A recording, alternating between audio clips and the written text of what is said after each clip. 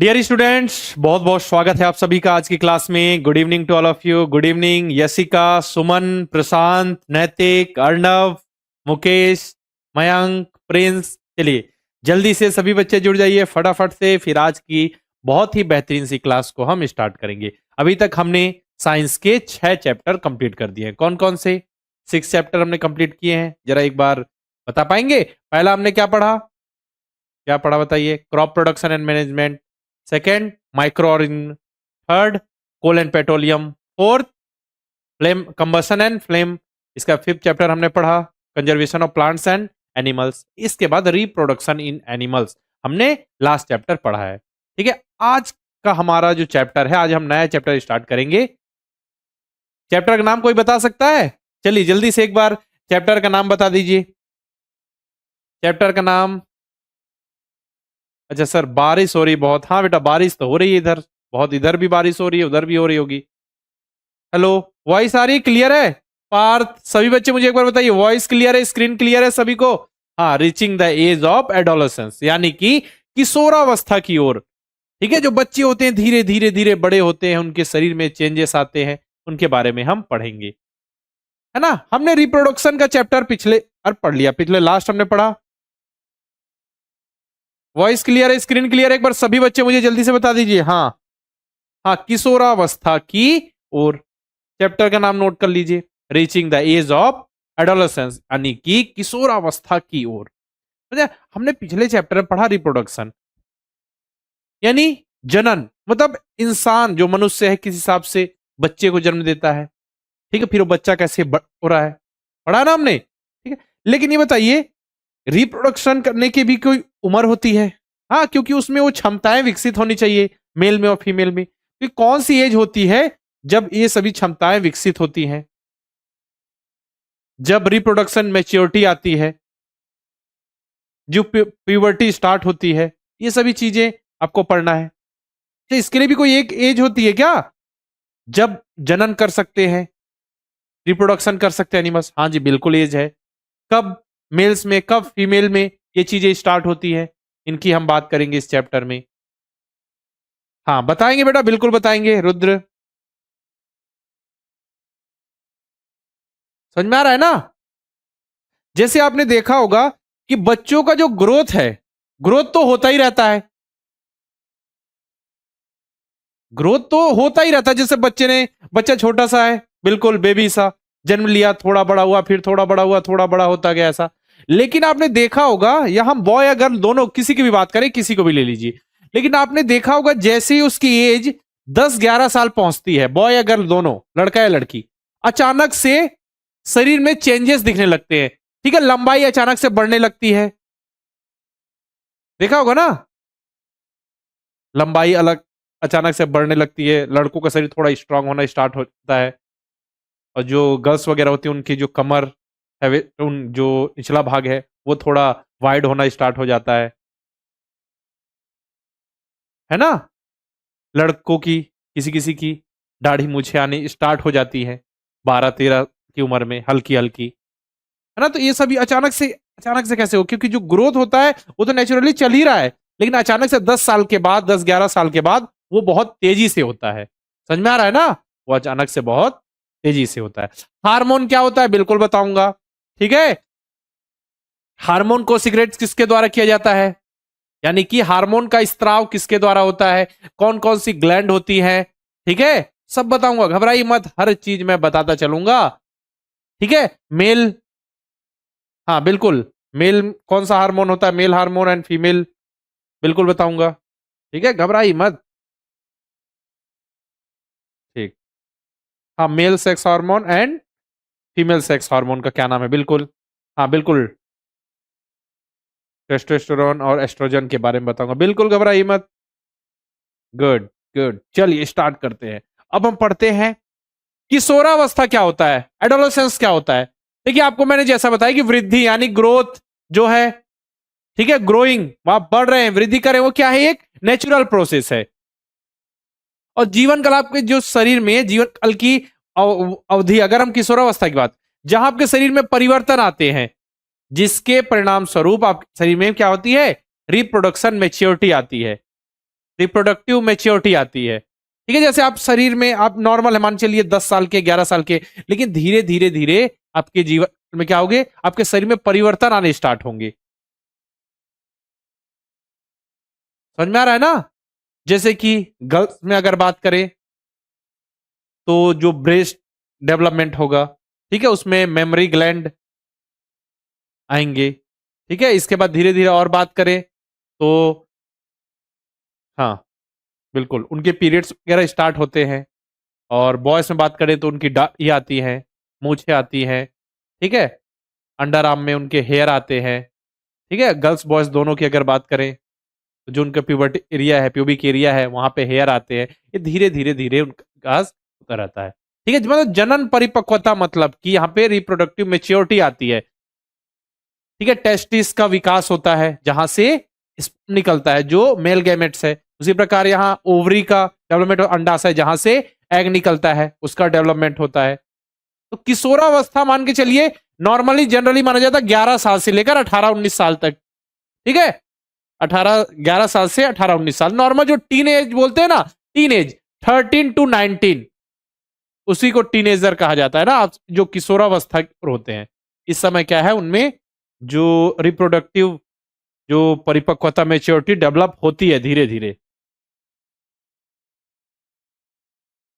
हाँ 13 to 90, 11 से start. Generally देखिए जो बॉय में होती है उसको मान लीजिए आप 13 to 90, और गर्ल्स में वो 1-2 साल पहले स्टार्ट हो जाती है। समझ में आ रहा है ना? मतलब हम जो एडोलेसेंस की यानी किशोरावस्था की बात कर रहे हैं। ठीक है, अब आप यवनावस्था की ओर चलेंगे।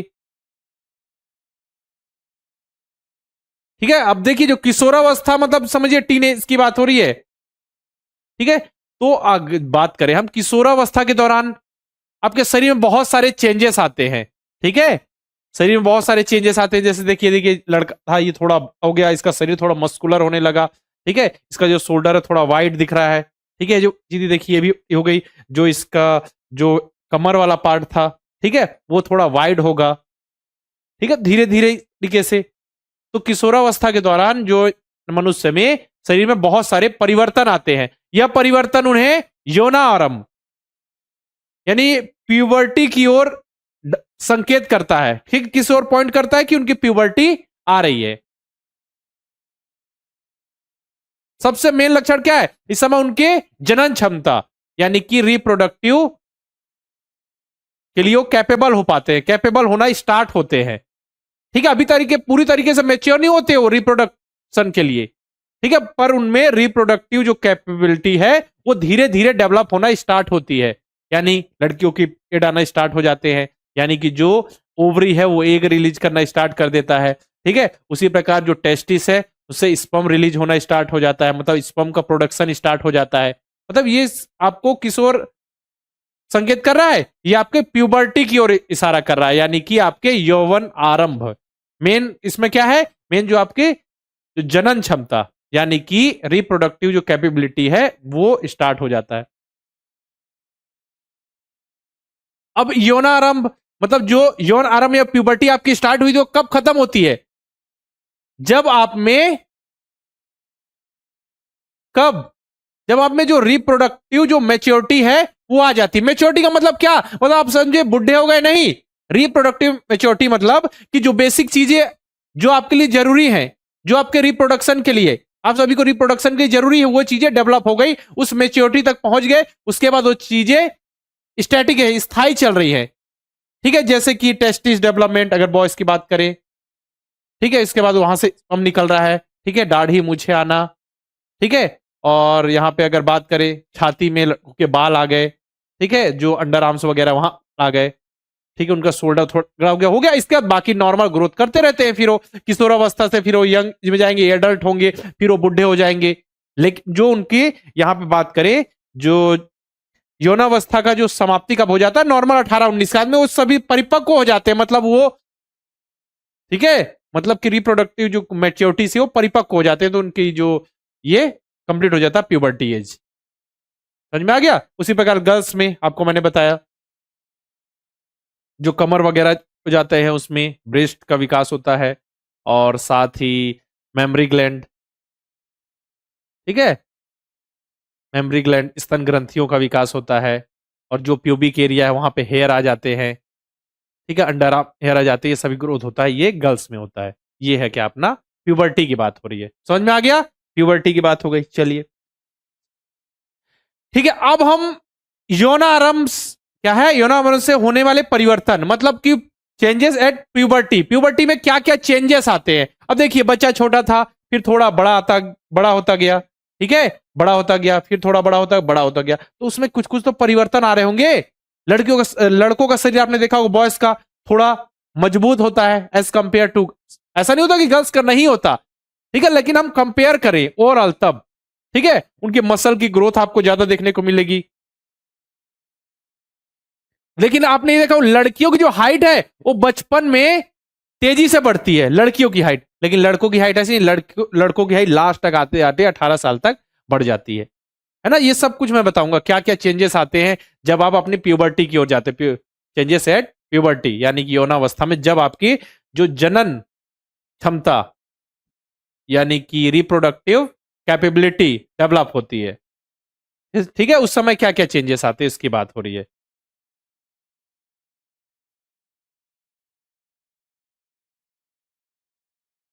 चलिए, अब देखिए क्या क्या चेंजेस आते हैं प्यूबर्टी के दौरान, यानी यौन आरंभ जब होता है, यौन आरंभ में होने वाले परिवर्तन, तो हाइट बढ़ जाती है, ठीक है, लड़के और लड़कियों दोनों की हाइट में वृद्धि होती है, ठीक है, जो लिखा हुआ वो सब ध्यान नहीं दे रहा, मैं बता रहा हूं, बस बेसिक चीजें समझिए। क्या होता है इंक्रीज इन हाइट, मतलब कि लंबाई में, ठीक है, उनकी ऊंचाई में, लंबाई में वृद्धि होती है। एकाएक वृद्धि हो जाएगी अचानक से, जब यौनारंभ होगा प्यूबर्टी के दौरान अचानक से वृद्धि हो जाएगी। 10 साल तक देखेंगे लड़का इतना सा था, अचानक देखा 1 साल के बाद, 2 साल के बाद, अच्छा इतना बढ़ गया, इतने बड़े हो गए आप, आपकी हाइट अचानक से बढ़ गई, ठीक है था, समझ में आ गया ना। तो क्या होता है, जो अस्थियां होती हैं, जो बोन्स होती हैं, वो बढ़ जाती हैं, उनकी लंबाई में वृद्धि होती है, तो व्यक्ति लंबा हो जाता है, सिंपल सा। हाथों की, पैरों की जो हड्डियां होती है, बोन्स होते हैं, ठीक है, जो हड्डियां है ना, हाथों पैरों की जो हड्डियां हैं, अस्थियां हैं, उनमें वृद्धि होती है, तो शरीर की लंबाई बढ़ जाती है। गर्ल्स और बॉयज दोनों की बात हो रही है, लेकिन गर्ल्स की हाइट शुरू में ज्यादा तेजी से बढ़ती है, फिर नॉर्मल बढ़ती है, और गर्ल जो बॉयज की हाइट पहले धीरे धीरे बढ़ती है, फिर अचानक से बढ़ने लगती है, ठीक है। अगर हम एक एवरेज बात करें, समझिएगा ना, इस चार्ट को आपको देखना है, ठीक है, देखिएगा, अब देखेंगे इसका मतलब क्या समझेंगे, समझिएगा। एज इन ईयर, देखिए 8 साल, 9 साल, 10 साल, 11 साल, 12 साल, 13 साल, 14 साल, 15, 16, 17, 18, ठीक है। परसेंटेज ऑफ फुल हाइट, मतलब कि जो टोटल हाइट है, टोटल आपकी लंबाई है, उसका परसेंट कितना प्रतिशत बढ़ता है किस एज में, ये बॉयज के लिए है, गर्ल्स में। जब अब हम पहले गर्ल्स की बात करते हैं, ठीक है, गर्ल्स की बात करते हैं पहले। अगर कोई लड़की 8 साल की है, तो जनरली ऑन एन एवरेज ये माना जाता है कि लड़की की हाइट जितनी भी होगी, वो उसका 77% 8 साल की उम्र में बढ़ चुकी होगी। समझ में आ गया? क्लियर है? चलिए, उसी प्रकार जब लड़की की उम्र 8-9 साल होगी, तो वो अपनी जो टोटल हाइट उसकी होगी, ऑन एन एवरेज बात करते हैं ना सभी की, ऐसा नहीं किसी किसी की अचानक से हाइट बहुत कम है, अचानक से बहुत ज्यादा बढ़ जाती है, तो वो अलग से, वो एक्सेप्शन है, लेकिन नॉर्मली हम ऑन एन एवरेज बात कर रहे हैं, ठीक है ना। 9, अब 9 साल होगी तो 81% हाइट को अपनी प्राप्त कर लेगी, जितनी भी उसकी हाइट है। इसी तरीके से आगे बढ़ते बढ़ते गर्ल्स 18 साल की उम्र में अपनी 100% हाइट, मतलब लड़कियां तो 17 साल की उम्र में ही अपनी 100% हाइट को प्राप्त कर लेती हैं। उसी प्रकार बॉयज में बात करें, तो जब बॉय 8%, मतलब 8 साल का होगा लड़का, तो अपनी जो टोटल उसकी हाइट होने वाली है, उसका केवल 72% में पहुंचेगा, 9 में 75, 10 में 78, ठीक है। इसी तरीके से 17 साल में वो अपनी जो टोटल उसकी हाइट होने वाली है, उसके 99% भाग को प्राप्त कर लेगा, मतलब उतनी हाइट उसकी 99% बढ़ चुकी होगी। इसका 18 साल की उम्र में उसकी 100% हाइट होगी। उसके बाद फिर हाइट नहीं बढ़ती, जनरली बोला जाता है, लेकिन किसी किसी की हाइट बढ़ जाती है उसमें। इसीलिए मैं बोला जो लिया गया ये डेटा वो ऑन एन एवरेज है, ऑन एन एवरेज है।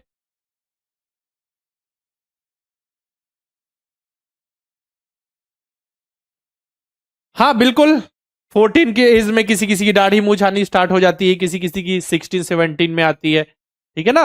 वो डिपेंड करता है बेटा आपके जेनेटिक पे, आपके खान पान पे, सारी चीजों पे डिपेंड करता है, ठीक है, अब एक फॉर्मूला है कैलकुलेशन फॉर फुल हाइट का कैलकुलेशन करना है। ठीक है, चलिए देखिए यहां पे प्रेजेंट हाइट, अभी जितनी हाइट है उसको सेंटीमीटर में लिखिए, अपॉन अपने अभी जितनी हाइट है उसको लिखिए। इसके बाद है percentage of full height at the age. ठीक है, अब देखिए कि 9 ईयर का कोई बच्चा है, लड़का है, boy is 9 year old and 120 centimetre उसकी हाइट है। अब पूछा है कि at the end the growth period is likely to be, मतलब उसकी हाइट टोटल कितनी होगी। ठीक है, लड़का कितने साल का है, 9, तो यहां पे फॉर्मूला क्या, प्रेजेंट हाइट, तो प्रेजेंट हाइट कितनी है, 120 है, अपॉन क्या है, percentage of full height on this age, तो 9 साल की उम्र में, 9 साल की उम्र में कितने परसेंट हाइट को प्राप्त करेगा, 75%, तो 75 और इंटू करना 100। ठीक है, ये देखिए इसको डिवाइड कर दीजिए आप, इसको 5 से डिवाइड कीजिए तो 15 बार में, ये 20 बार में, ये इसको 5 से डिवाइड कीजिए 3 बार में, ये 4 बार में, 3 1 जा 3 4 जा 40 और 40 इंटू 4 इक्वल टू 160 सेंटीमीटर। मतलब पता चल गया अगर 9 साल की उम्र में उसकी उम्र मतलब कि उसकी हाइट 120 सेंटीमीटर है, तो वो अगर वो लड़का है तो उसकी जो हाइट होगी ऑन एन एवरेज 160 सेंटीमीटर होगी। ठीक है, चलिए आप सभी का एक आध एग्जाम्पल ले लेते हैं, चलिए जल्दी से बताइए, चलिए जल्दी से बता दीजिए, जल्दी से बताइए। अच्छा, एक बच्चा बोल रहा है कि मैं 14 साल का हूं, ठीक है, चलिए कितने साल के हैं, 14 ईयर के हैं, और क्या है, बॉय है, चलिए बॉय है, चलिए मैंने मान लिया। ठीक है, और आपकी हाइट कितनी है, आपकी हाइट अभी है 161। अच्छा, 161 सेंटीमीटर है, इतने लंबे हैं आप। अच्छा, चलिए तो आपकी हाइट पूछा जा रहा है कि आपकी हाइट कितनी होगी एट लास्ट। ठीक है, चलिए फॉर्मूला क्या है, फॉर्मूला क्या बताया, आपकी जो हाइट है उसको रखिए ऊपर। ठीक है, 14 साल की उम्र में इतनी हाइट है आपकी, तो 14 साल की उम्र में जो बॉय है वो कितना परसेंट हाइट को प्राप्त कर लेता है। ठीक है, तो जो बॉय लड़का है 14 साल की उम्र में 92% जो अपनी हाइट को प्राप्त करता है, तो 92 इंटू 161 इंटू 100। चलिए अब इसको डिवाइड कीजिए, तो किससे डिवाइड होगा, ठीक है ये डिवाइड, बस आपको यहाँ पे मैथ्स नहीं सिखा रहा हूँ, बस मैं सॉल्व कर रहा हूँ। 23 से डिवाइड हो जाएगा 4 टाइम्स और ये हो जाएगा 7 टाइम्स। ठीक है, ये 1 और 25 इंटू 7 175 सेंटीमीटर। ठीक है, तो इसकी हाइट एट लास्ट कितनी होगी, 175 सेंटीमीटर। समझ में आ रहा है ना। चलिए इसी तरीके से और देखें हम, एक आध बच्चे का और एग्जांपल ले लेते हैं, एक आध बच्चे का हम और एग्जांपल ले लेते हैं।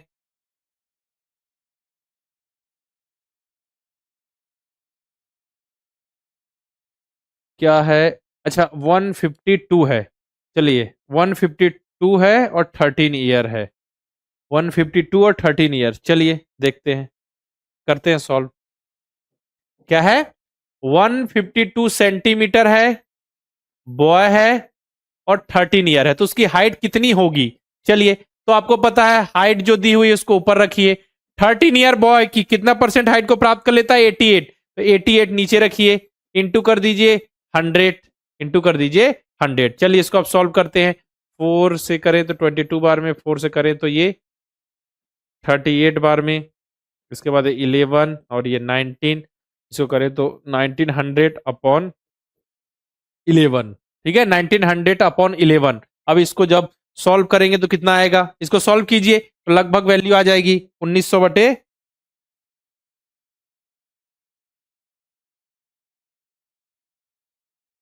172 के लगभग आ रहा है, 172.72, 172.72, मतलब लगभग 173 सेंटीमीटर उसकी हाइट होगी। ठीक है, उसी प्रकार आप गर्ल्स के लिए भी चेक कर सकते हैं। समझ में आ रहा है ना, दिव्या, अदिति, हाँ बिल्कुल बेटा, इसी तरीके से आप चेक कर सकते हैं। ठीक है, इस तरीके से आप चेक कीजिएगा, आपको क्वेश्चन मिलेंगे। ठीक है, प्रैक्टिस सीट में, चैप्टर टेस्ट में मैं क्वेश्चन दूंगा। चलिए और क्या चेंजेस आते हैं प्यूबर्टी के दौरान। ठीक है, प्यूबर्टी में क्या क्या चेंजेस आते हैं, प्यूबर्टी में, यौवन आरंभ में। चलिए changes in the body shape, देखिए बॉडी शेप में अंतर आ जाता है, लड़कों के जो कंधे हैं, सोल्जर हैं, वो बिल्कुल ऐसे बेटा, है ना, चौड़े से हो जाते हैं। जैसे इसमें ये देखिए ढीली शर्ट है, इसमें पता नहीं चल रहा है। ठीक है, जब हम टी शर्ट पहनेंगे तो लगेगा सर हाँ जी बिल्कुल लग रहे हैं अच्छे। ठीक है, बॉडी शेप में अंतर आ जाता है। जो लड़कियों का जो जो कमर है, लड़कियों की जो कमर है, वेस्ट है, वो वाइड हो जाती है। और जो लड़कों की जो मसल्स है, ठीक है, उनका ग्रो, ठीक है, मसल्स जो है क्लियर दिखती हैं, क्लियर और गठीली दिखती है।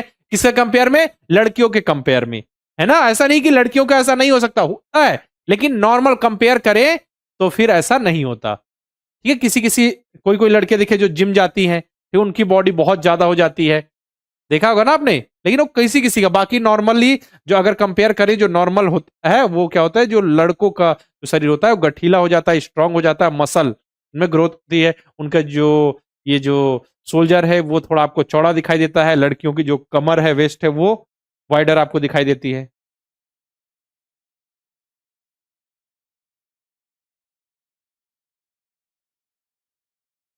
ठीक है, चलिए आगे। वॉइस चेंज, अच्छा वॉइस चेंज मतलब शारीरिक, अच्छा यहाँ पे आवाज की बात होगी ना, शारीरिक आकृति लिखा हुआ है, यहाँ पे आवाज आएगी बेटा। यहाँ पे इसको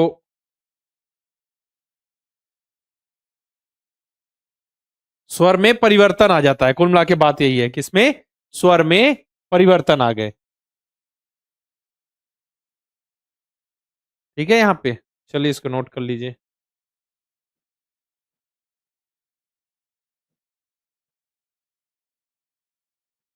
स्वर में परिवर्तन, आवाज में परिवर्तन आपने क्या देखा होगा? लड़कों की आवाज भारी हो जाती है, बिल्कुल कर्कश सी आवाज कई बार हो जाती है ना, बहुत भारी आवाज लगने लगती है, आपको कई बार चुभने लगती होगी। ठीक है, जबकि लड़कियों की आवाज का जो पिच है, ठीक है, वो तीखी हो जाती है आवाज, और लड़कों की आवाज भारी हो जाती है। क्यों ऐसा होता है? क्योंकि जब वो प्यूबर्टी के दौरान क्या होता है, जो लिरिक्स है, स्वर यंत्र जिसे कहते हैं, उसमें वृद्धि होने लगती है। उसमें क्या हो जाती है? उसमें वृद्धि होने लगती है, और लड़कों की आवाज कई बार फटने लगती है, बहुत भारी आवाज लगती है। हाँ, मैं बताऊंगा ये जब हम पढ़ेंगे साउंड के बारे में, वहां पे पिच बताऊंगा, लो पिच हाई पिच क्या होता है। अभी बस इतना समझिए कि जो लड़कियों की, जब ये यहाँ पे हम प्यूबर्टी पहुंचते हैं, तो कई बार देखा होगा आपने कि लड़कों की आवाज फटने लगती है, क्योंकि इसमें जो वोकल मतलब जो आपका वो वोकल कार्ड नहीं, लिरिक्स यानी स्वर यंत्र जो होता है, उसके अंदर वोकल कार्ड होती है। ठीक है, उसमें वृद्धि होने लगती है। और जो लड़कों का जो स्वर यंत्र है, यानी कि अगर आप मैं बात करूं वॉइस बॉक्स या फिर लिरिक्स, लिरिक्स जिसे कहा जाता है, ठीक है, वो बड़ा हो जाता है। बड़ा हो जाता है तो फिर उससे क्या होता है, जो आवाज निकलती है वो भारी आवाज निकलती है। ठीक है, लड़कों का जो स्वर यंत्र यहां पे दिखता है निकला हुआ, जैसे देखिए मेरा दिख रहा है ये, आपका भी देखिएगा यहाँ पे निकला हुआ, आपके पेरेंट्स का देखिएगा, अपने पापा का आप देखिएगा यहाँ पे निकला हुआ ज्यादा दिखता है। मैंने बताया जो स्वर यंत्र है, वॉइस बॉक्स बड़ा हो जाता है, लिरिक्स, जबकि गर्ल्स में ऐसा ये इतना ज्यादा बाहर नहीं आता, बड़ा नहीं होता, उसके कंपेयर में थोड़ा छोटा होता है। ठीक है, तो लड़कियों की आवाज जो होती है वो क्या होती है, उनकी जो पिच होती है वो हाई होती है, तीखी होती है लड़कियों की आवाज।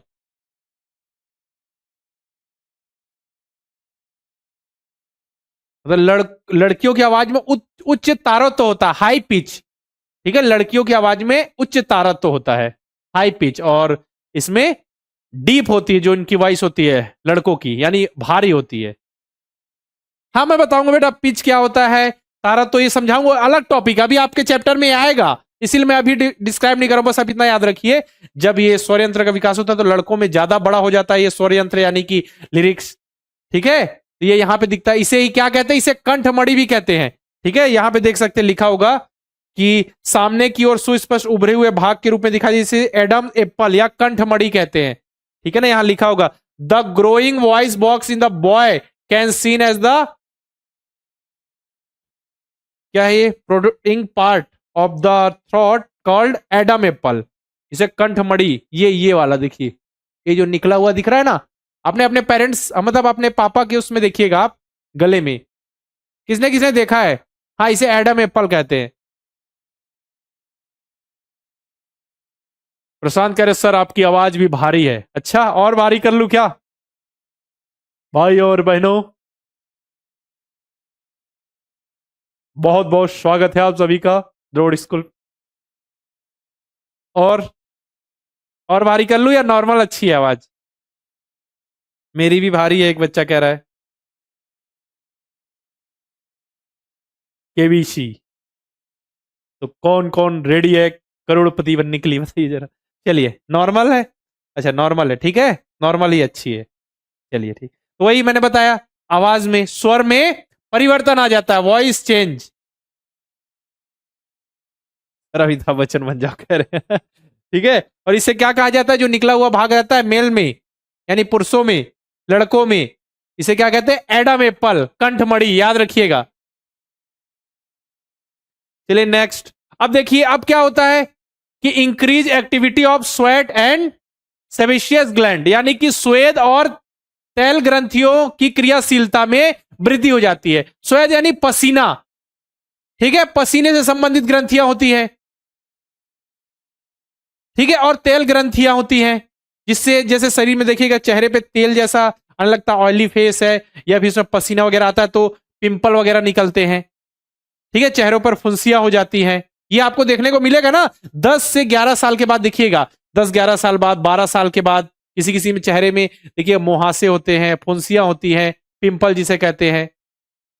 क्योंकि ये जो ग्रंथियां हैं, जैसे स्वेद यानी पसीना, और जो तेल यानी ऑयली का स्त्राव शरीर में बढ़ जाता है, तो ये जब अधिक क्रियाशील हो जाते हैं, अधिक एक्टिव हो जाते हैं, तो चेहरे में पिंपल, फुंसियां वगैरह दिखने लगती हैं। बस इतना ही समझना है और कुछ नहीं।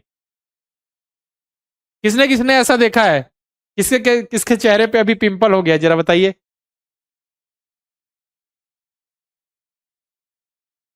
किसके किसके चेहरे पे पिंपल है। सर आप तो वॉइस चेंजर लगा लेते हो, कह रहे हैं वॉइस चेंजर कहाँ पे लगाया बेटा, ये तो रियल वॉइस है ना, वॉइस चेंजर नहीं है बिल्कुल, इसमें कोई अलग से एडिट नहीं किया गया है ना। ठीक। ठीक, आगे बढ़ें। अब क्या चेंजेस आते हैं, जनन अंगों का विकास हो जाता है, डेवलपमेंट ऑफ सेक्स ऑर्गन्स, ठीक है। जनन अंग जो रिप्रोडक्टिव ऑर्गन होते हैं, उनका विकास हो जाता है। कहने का मतलब, जो अगर हम मेल में बात करें, बॉयस में बात करें, तो देखिए ये जो टेस्टिस है, ठीक है, वृषण है, इसका ग्रोथ हो जाता है, ये बढ़ जाता है, ठीक है। और ये स्पर्म का प्रोडक्शन प्यूबर्टी के दौरान, ये स्पर्म का प्रोडक्शन स्टार्ट कर देता है, ठीक है। जो आपका यहां से पेनिस के द्वारा बाहर निकलता है, और जो ये पेनिस है इसकी भी साइज बढ़ जाती है, ठीक है ना। इसके बाद अगर बात करें हम reproductive organ in girls, girls में बात करें, तो ये जो अंडवाहिनियां होती हैं, यानी ओवरी होता है, उसका साइज बढ़ जाता है, वो ओवरी से एग रिलीज होना स्टार्ट हो जाते हैं, ठीक है। जो एग रिलीज होना स्टार्ट हो जाते हैं, लड़कियों की जो पीरियड्स वगैरह है, मेंस्ट्रुअल साइकिल होती है, ठीक है, वो स्टार्ट हो जाती है। आगे मैं बताऊंगा इसके बारे में, ठीक है, ये सब मैं आगे बताऊंगा, घबराइए मत। ये सभी चीजें स्टार्ट हो जाती हैं। यहाँ पे जैसे भी लिखा भी हुआ है, at puberty male sex organ like the testis and penis develop completely, ठीक है, कंप्लीट रूप से डेवलप होने लगते हैं इस एज में। इसके बाद the testis also begin to produce sperm in girls ovaries in large and egg begin to mature and also ovaries start releasing mature egg, ठीक है, परिपक्व एग ऐड कर देते हैं। नहीं, उस समय नोटिस कोई नहीं करता बेटा, क्या होता है, जैसे कि आपको समझाने के लिए हम हैं, तो उस समय की बात करें तो उस समय ऐसी क्लासेस नहीं होती थी, उस समय हम स्कूल जाते थे, नॉर्मल पढ़ के आ जाते थे, ठीक है। अभी देखिए आप सभी, टेक्नोलॉजी अभी डेवलपमेंट हुई है, ठीक है, टेक्नोलॉजी आगे बढ़ते ही जा रहे हैं, मतलब समझिए हम ये चीजें बहुत आगे बढ़ते जा रहे हैं। देखिए अभी आपकी ऑनलाइन क्लासेस वगैरह हो रही हैं, उस समय ऐसा नहीं था जब हम पढ़ते थे, जब आपकी तरह हम 6 में थे, 2000 समझिए 10 के आसपास, है ना। उस समय इतना डेवलपमेंट नहीं हुआ था टेक्नोलॉजी के फील्ड में। उस समय तो समझिए, तो हमारे पास तो मोबाइल भी नहीं होता था, उस समय तो मोबाइल भी नहीं था। तो मोबाइल ही हमको मिला है लगभग, कब मिला था, मेरे को मिला था 11th क्लास में, है ना, 11th क्लास में, समझिए उस समय तो यूट्यूब वगैरह भी हम नहीं जानते थे, यूट्यूब वगैरह भी हमको नहीं पता था।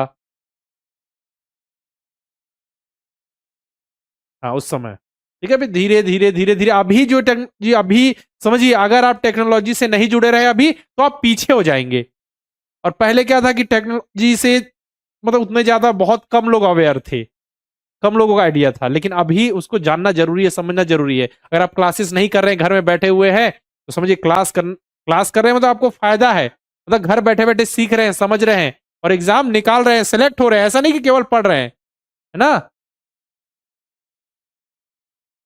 ठीक है, तो ये हो गया। इसका देखिए, मानसिक, बौद्धिक और संवेदनात्मक परिपक्वता प्राप्त होना, reaching the mental, intellectual and emotional, मतलब आपके अंदर मेच्योरिटी आ जाती है। मीन्स आप देखिए, मानसिक रूप से, मानसिक मतलब मेंटल मेच्योरिटी रीचिंग,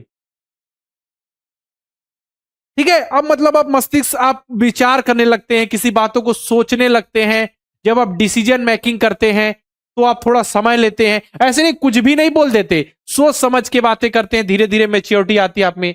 इंटेलेक्चुअल मतलब आप इंटेलेक्चुअल बात करते हैं, ठीक है, आपको नॉलेज होता है, आप चीजों को समझ पाते हैं, जल्दी ग्रैब कर पाते हैं, आपको पता होता है यहाँ पे कि अच्छा क्या होता है, बुरा क्या होता है, चीजों को समझना स्टार्ट कर देते हैं। और इमोशनल मतलब आपको पता है, संवेदनात्मक भाग, कि आपको पता है कि हमारा कोई अपना है, उसको अगर चोट लग रही तो हमको भी दुख होगा, आपको भी संवेदना, इमोशन होगा, इमोशनल होंगे आप, ठीक है। आप स्कूल जा रहे हैं, ठीक है, आपका कोई दोस्त है, ठीक है, आपका कोई दोस्त है, उस दिन स्कूल नहीं आया तो आपको लगता होगा बुरा, ठीक है। कोई टीचर है आपके, ठीक है, पढ़ा रहे थे आपको, 2 साल लगातार पढ़ाए, ठीक है, 2 साल उन्होंने आपको अच्छे से पढ़ाया, जैसे मैं ही हूं, ठीक है, मैं आपको पढ़ाऊंगा यहाँ पे। तो फिर आप जब लास्ट क्लास होगी हमारी, जब आप एग्जाम देंगे, सिलेक्ट हो जाएंगे, तो आप भूल जाएंगे कि गौरव सर कौन थे, तो लगेगा आपको, आप इमोशनल होंगे कि थोड़ा लगेगा सर से हम दूर जा रहे हैं, हम लगातार पढ़ रहे थे, सर से जुड़े हुए थे, तो आपके अंदर वो चीजें डेवलप होंगी, और आपके अंदर वो चीजें डेवलप होना स्टार्ट हो गई होंगी, आप इमोशनली परिपक्व, मेच्योर होना स्टार्ट हो जाएंगे,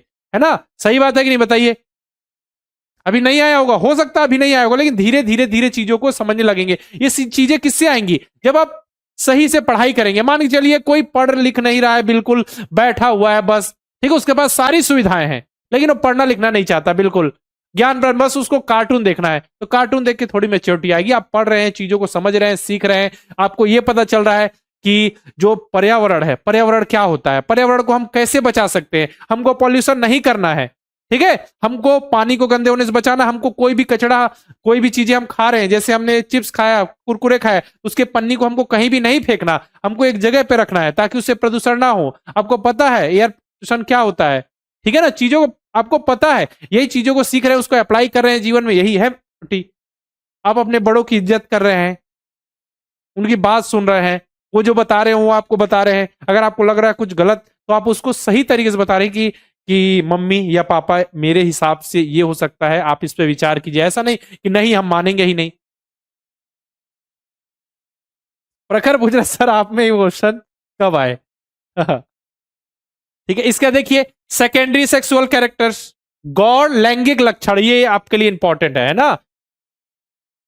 क्या है, सेकेंडरी सेक्सुअल कैरेक्टरिस्टिक डेवलप होने लगेंगी, जैसे बॉयस में बताया, तो बॉयस में दाढ़ी मूछ आने लगेंगी, ठीक है, तो मतलब क्या होगा, लड़कियों में ब्रेस्ट का, ठीक है, जब पीरियड दौरान लड़कियों में ब्रेस्ट का विकास, डेवलपमेंट होने लगेगा, स्तनों का विकास होने लगेगा, मेमोरी ग्लैंड यानी कि स्तन जो ग्रंथियां हैं, दुग्ध ग्रंथियां हैं, उनका विकास होने लगेगा, मैंने आपको बताया ना। और साथ में ये देखिए, याद रखिएगा, ये क्या है जो ये सब मैं बता रहा हूं, ये सेकेंडरी सेक्सुअल कैरेक्टरिस्टिक है, मतलब कि उसमें स्तनों का विकास होने लगेगा, यानी ब्रेस्ट का, इसके बाद और लड़कों के चेहरों पे बाल आने लगेंगे, दाढ़ी मूछ आने लगेगी उनकी, ठीक है, दाढ़ी मूछ आने लगेगी, इससे लड़के और लड़की को, इस समय जो सेकेंडरी सेक्सुअल कैरेक्टर्स आएंगे, गौर लैंगिक लक्षण आएंगे, इससे लड़के और लड़कियों में हम अंतर कर पाएंगे, ठीक है, कि ये लड़का है, ये लड़की है, ठीक है, लड़कियों में ब्रेस्ट का डेवलपमेंट बताया, इसके बाद मेमोरी ग्लैंड यानी, ठीक है, जो मेमस होते हैं ना स्तनधारी, तो मेम ग्रंथ मतलब स्तन ग्रंथियां, दुग्ध ग्रंथियों का विकास होगा, जो प्यूबिक एरिया है, ठीक है, मतलब जो वेस्ट है आपका, जो मतलब जो थाई है या अंडर आर्म्स वगैरह है, और जो थाई के ऊपर या जो प्यूबिक एरिया है, वहां पे हेयर आने स्टार्ट हो जाएंगे, गर्ल्स बॉयज दोनों में। और अगर हम बात करें बॉयज में, बॉयज के चेस्ट में यानी छाती में बाल आने स्टार्ट हो जाएंगे, समझो, ये क्या है आपका सेकेंडरी सेक्सुअल कैरेक्टरिस्टिक, यानी कि गौर लैंगिक लक्षण आपके प्यूबिक एज में स्टार्ट हो जाएंगे। अच्छा, अनुराग, अनुराग कह रहे हम, अच्छा, ठीक, वेरी गुड अनुराग। ऋषभ, प्रखर,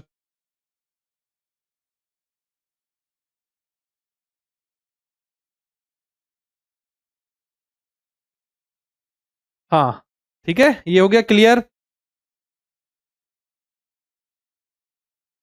ठीक। प्यूबिक एरिया मतलब जो जनन भाग होता है, ठीक है, हाँ, बिल्कुल।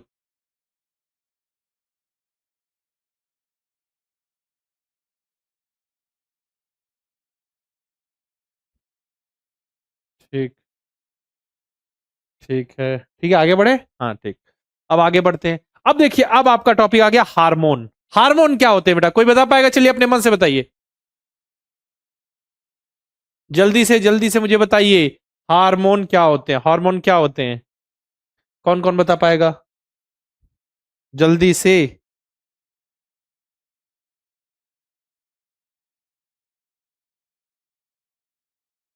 जल्दी से बोलिए।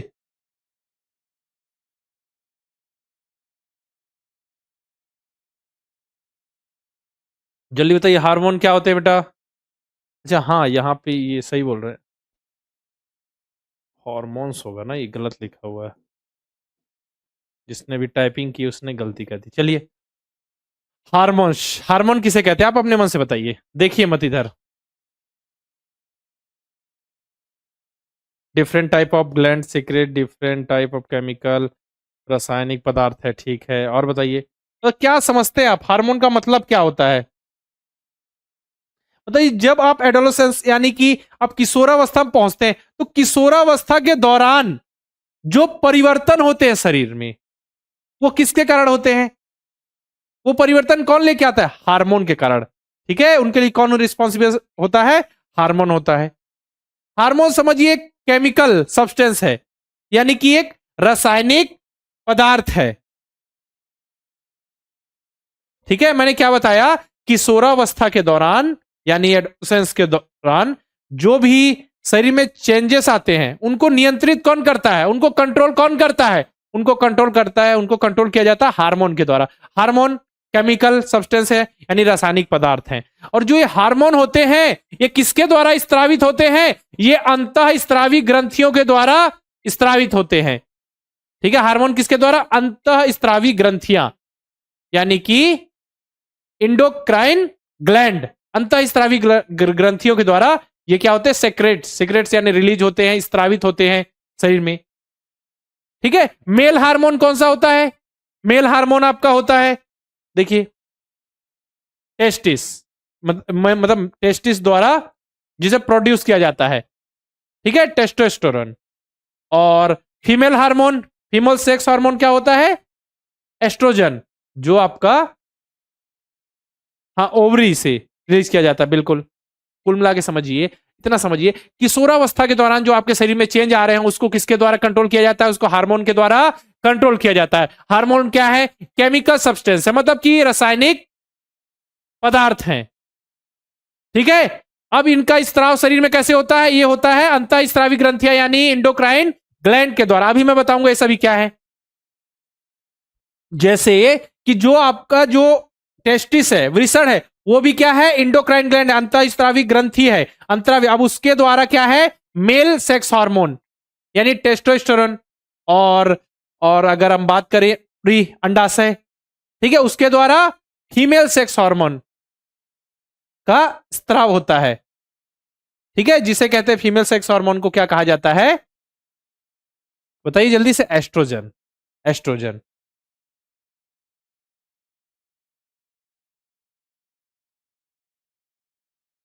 समझ रहे हैं ना? प्यूबर्टी के स्टार्ट के साथ साथ क्या होती है? जो अंडाशय होते हैं, जो लड़कियों की अगर बात करें, तो जो ओवरी है, ओवरी से क्या है? अंडाशय से जो फीमेल हार्मोन है, फीमेल हार्मोन कौन सा है? ये एस्ट्रोजन। एस्ट्रोजन का उत्पादन स्टार्ट हो जाता है। उसी प्रकार जब प्यूबर्टी आती है, तो बॉयज में, लड़कों में अगर बात करें, तो टेस्टिस से मेल हार्मोन, मेल हार्मोन क्या है? मेल हार्मोन आपका टेस्टोस्टेरोन का जो अव है, यानी उसका जो प्रोडक्शन है, उसका रिलीज स्टार्ट हो जाता है। ठीक है, अब जो ये हार्मोन है, इन्हीं हार्मोन, जैसे कि जो मेल हार्मोन जो होता है आपका, ठीक है, जिसे हम टेस्टोस्टेरोन कहते हैं, इसके कारण लड़कों के चेहरों में बाल आते हैं, दाढ़ी मूछ आ रही है। उसी प्रकार ये जो फीमेल हार्मोन है, इसके कारण देखिएगा लड़कियों में ब्रेस्ट यानी स्तन का विकास होता है, मेमोरी ग्लैंड यानी दुग्ध ग्रंथियां, स्तन ग्रंथियों का विकास होता है ना? अब इन जो हार्मोन ये रिलीज हो रहा है, जो ये हार्मोन होते हैं मेल सेक्स हार्मोन और फीमेल सेक्स हार्मोन, इनको कंट्रोल कौन करता है? बताइए जल्दी से।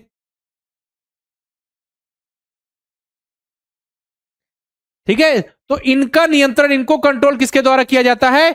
एक और हार्मोन के द्वारा, जो पिट्यूटरी ग्लैंड यानी पीयूष ग्रंथि के द्वारा सीक्रेट होता है, यानी कि पीयूष ग्रंथि द्वारा स्त्रावित होता है। समझ में आ रहा है ना? मतलब कि जो ये, अगर बात करें टेस्टिस से मेल हार्मोन और ओवरी से फीमेल हार्मोन का जो उत्पादन है, जो प्रोडक्शन है, उसको कंट्रोल कौन करता है? उसको कंट्रोल करता है पिट्यूटरी ग्लैंड से जो भी, मतलब कि पीयूष ग्रंथि से जो भी हार्मोन स्त्रावित हो रहा है, वो अभी जो मैंने बताया उसी को आप इससे समझ सकते हैं। ठीक है, आपके एनसीईआरटी की बुक में आपको ये देखने को मिल जाएगा। देखिएगा, सबसे hormone from pituitary stimulate testation ovaries to release testosterone in males and estrogen in female. मतलब पीयूष ग्रंथि से स्त्रावित, यानी कि पीयूष ग्रंथि से सीक्रेट्स होने वाला जो हार्मोन है, वो जननांगों, मतलब कि पुरुषों में टेस्टोस्टेरोन और अगर बात करें फीमेल यानी स्त्रियों में एस्ट्रोजन स्थापित करने के लिए उद्दीपित करता है, मतलब स्टिमुलेट करता है। उसको नियंत्रित कौन कर रहा? मैंने क्या बोला कि टेस्टिस के द्वारा मेल हार्मोन और ओवरी के द्वारा फीमेल हार्मोन का उत्पादन हो रहा है, प्रोडक्शन हो रहा है। इसको कंट्रोल कौन कर रहा है? इसको कंट्रोल कर रहा है कि पिट्यूटरी ग्लैंड यानी कि पीयूष ग्रंथि से जो भी हार्मोन निकल रहा है, वो उसको कंट्रोल कर रहा है, उसको सिमुलेट कर रहा है। ठीक है, चलिए, अब जो ये हार्मोन निकला, ये हार्मोन का प्रोडक्शन हुआ, ये हार्मोन का, ठीक है, हार्मोन का प्रोडक्शन हुआ, इसको हार्मोन को ब्लड में स्त्रावित किया जाता है, डायरेक्ट ब्लड में, क्योंकि अंतःस्रावी ग्रंथियां और बाह्य स्रावी ग्रंथियां, मतलब इंडोक्राइन और एक्सोक्राइन ग्लैंड में अभी बताऊंगा। ठीक है, इसको रुधिर प्रवाह, रुधिर मतलब ब्लड में, ठीक है, release in the blood stream and reach part of the body, रुधिर प्रवाह में स्थापित कर दिया जाता है और विभिन्न भागों तक पहुंचा दिया जाता है। तो समझिए, यही हार्मोन जब ऐसी कंडीशन बनती है, ठीक है, तो अपने आप ही हार्मोन एक्टिव हो जाता है, अपने आप ही हार्मोन एक्टिव हो जाते हैं जब ऐसी कंडीशन बनती है। ठीक है ना? चलिए, इसके बाद है stimulate change in the body on puberty, यौनारंभ के दौरान शरीर में परिवर्तनों को उद्दीपित करता है। इससे क्या होता है? फिर क्या होते हैं? जो परिवर्तन है उद्दीपित होते हैं, स्टिमुलेट होते हैं। ठीक है, इस तरीके से हो रहा है। तो समझिए, male hormone testosterone, female hormone estrogen, इनके उत्पादन को कंट्रोल कौन कर रहा है? पीयूष ग्रंथि से निकलने वाला एक और हार्मोन। ठीक है, अब अंतःस्रावी ग्रंथि, हमने यहां पढ़ा ना, क्या पढ़ा? कि हार्मोन जो होते हैं वो रासायनिक पदार्थ होते हैं। ठीक है जी, हमने समझ लिया कि हार्मोन जो होते हैं वो रासायनिक पदार्थ हैं। ठीक है, हमने समझ लिया। तो ये अंतःस्रावी ग्रंथियों द्वारा स्त्रावित किए जाते हैं। अच्छा, इसका क्या मतलब है सर? तो अंतःस्रावी ग्रंथियां समझते हैं। समझिए, जो भी हार्मोन होते हैं बेटा, उनको अंतःस्रावी ग्रंथियां, मतलब ग्रंथियों के द्वारा शरीर में किसी भागों में या शरीर से बाहर निकाला जाता है। ठीक है, जो हार्मोन है, जो रासायनिक पदार्थ है, उसको शरीर में एक भाग से दूसरे भाग में, शरीर के किसी भाग में पहुंचाना हो। ठीक है, जैसे आपका पसीना शरीर से बाहर निकल रहा है, ठीक है, आपकी लार जो आपका स्लाइवरी ग्लैंड से मुंह तक आ रही है, समझ में आ रहा है ना? जो पाचक रस है, जो डाइजेस्टिव जूस एंजाइम होता है, वो आपकी समझिए स्मॉल इंटेस्टाइन तक जा रही है। तो इसको ले जाने का काम कौन करता है? ग्रंथि, ग्लैंड जिसे कहते हैं। मतलब हार्मोन को स्त्रावित करने का, जो भी हार्मोन है उसको स्त्रावित करने का, जो केमिकल सब्सटेंसेस में उसको स्त्रावित करने का काम कौन करता है? उस ग्रंथि करती है। अब ग्रंथि दो प्रकार से होती है, एक है आपका इंडोक्राइन जिसे अंतःस्रावी ग्रंथियां कहते हैं, और एक है एक्सोक्राइन जिसे हम बाह्य स्त्रावी ग्रंथियां भी कहते हैं, और एक मिक्स्ड ग्लैंड भी होती है जिसके बारे में बताऊंगा, घबराइए मत। ठीक है, हाँ, बाइल जूस भी बताऊंगा, घबराइए मत। चलिए, पहले अब देखते हैं, हम पहले देखेंगे अंतःस्रावी ग्रंथियां यानी कि इंडोक्राइन ग्लैंड। तो इंडोक्राइन ग्लैंड, सिंपल सी भाषा में समझिए कि जो इंडोक्राइन ग्लैंड यानी अंतःस्रावी ग्रंथियां होती हैं, वो जो भी हार्मोन है उसको सीधे ब्लड में छोड़ देती हैं। बस इतना याद रखिए। मैंने क्या बोला? जो अंतःस्रावी ग्रंथियां होती हैं वो ब्लड को सीधे, मतलब कि जो वो हार्मोन को सीधे ब्लड में छोड़ देती है। बिल्कुल, endocrine gland release hormone directly into the blood stream. और हार्मोन शरीर के भीतरी क्रियाओं को नियंत्रित करते हैं, ठीक है। और hormone control the internal function of the body, जैसे कि ये पिट्यूटरी ग्लैंड है यानी कि पीयूष ग्रंथि है, थायराइड ग्लैंड है, थायराइड ग्रंथि यहां होती है ना, अभी बताऊंगा मैं आपको। इसका एड्रिनल है, एड्रिनल ग्लैंड है। तो ग्लैंड का काम क्या है बेटा? ग्रंथि का काम है हार्मोन को शरीर में स्त्रावित करना या शरीर से बाहर निकालना, ठीक है ना, जो भी हार्मोन है। तो अब जो अंतःस्रावी ग्रंथियां हैं वो क्या करती हैं? हार्मोन को डायरेक्ट ब्लड में छोड़ देती है और ये शरीर की जो भीतरी क्रियाएं हैं उसको नियंत्रित करती है। तो उसके उदाहरण है इंडोक्राइन ग्लैंड के, pituitary gland, thyroid gland, adrenal gland, ठीक है। तो ये जो है देखिए ये सभी इंडोक्राइन ग्लैंड है। तो इसमें देखिए क्या है? पिट्यूटरी ग्लैंड यानी कि पीयूष ग्रंथि।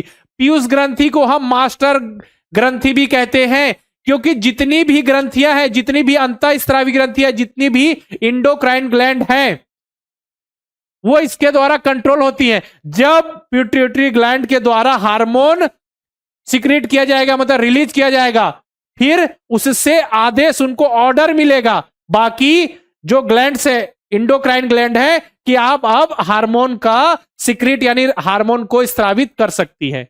समझ में आ रहा है? जैसे मैंने बताया ना अभी कि जो मेल हार्मोन था वो आपका टेस्टिस से प्रोड्यूस हो रहा है, और जो फीमेल हार्मोन है ओवरी से, एस्ट्रोजन, और मेल में टेस्टोस्टेरोन। इसको कंट्रोल कौन कर रहा है? इसको कंट्रोल कौन कर रहा है? पिट्यूटरी ग्लैंड से निकला हुआ एक और हार्मोन। उसी प्रकार बाकी जितने भी इंडोक्राइन ग्लैंड है उनको कंट्रोल कौन करता है? उनको कंट्रोल करता है ये पिट्यूटरी ग्लैंड से निकला हुआ हार्मोन, उनको आदेश देता है, तब वो फिर बाकी जो ग्लैंड है वो हार्मोन को स्रावित करती हैं। समझ में आ रहा है ना? हाँ, आईक्यू लेवल भी उन पे भी डिपेंड करता है, कंट्रोल करता है, बिल्कुल। इसका देखिए थायराइड ग्लैंड जो गला जाता अभी बताऊंगा मैं, एड्रिनल ग्लैंड, इसका पैंक्रियाज है, इसका देखिए ओवरी है, टेस्टिस है, ये सभी क्या है? इंडोक्राइन ग्लैंड है, अंतःस्रावी ग्रंथियां हैं। चलिए अब समझते हैं ग्रोथ हार्मोन। ग्रोथ हार्मोन का स्त्राव कौन करता है? सिक्रेट्स यानी स्त्राव कौन करता है? मतलब अभी हम देखिए सभी इंडोक्राइन देख रहे हैं, मतलब डायरेक्ट ब्लड में छोड़ दिया जाएगा। तो ग्रोथ हार्मोन को डायरेक्ट ब्लड में कौन छोड़ता है? ये छोड़ता है पिट्यूटरी ग्लैंड यानी कि पीयूष ग्रंथि, जिसे हम मास्टर ग्रंथि भी कहते हैं। सभी को पता रहेगा, क्योंकि ये सभी जितने भी इंडोक्राइन ग्लैंड यानी अंतःस्रावी ग्रंथियां हैं उनको कंट्रोल करता है। समझ में आ गया ना? और ये खुद में एक अंतःस्रावी ग्रंथि है, याद रखिए। देखिए यहां पे रहती है ये पीयूष ग्रंथि, याद रहेगा। तो इसका ये देखिए ग्रोथ हार्मोन, तो ग्रोथ हार्मोन का स्त्राव कहां से होता है? पीयूष ग्रंथि से। तो इसका यूज क्या है ग्रोथ हार्मोन का? ये शरीर के वृद्धि और विकास को नियंत्रित करता है। Stimulate overall growth and development of the body, मतलब बॉडी के ग्रोथ और डेवलपमेंट को कौन नियंत्रित करता है? नियंत्रित करता है ग्रोथ हार्मोन, जो रिलीज होता है, जो सीक्रेट्स होता है कहां से? कहां से? पीयूष ग्रंथि से। याद रहेगा? चलिए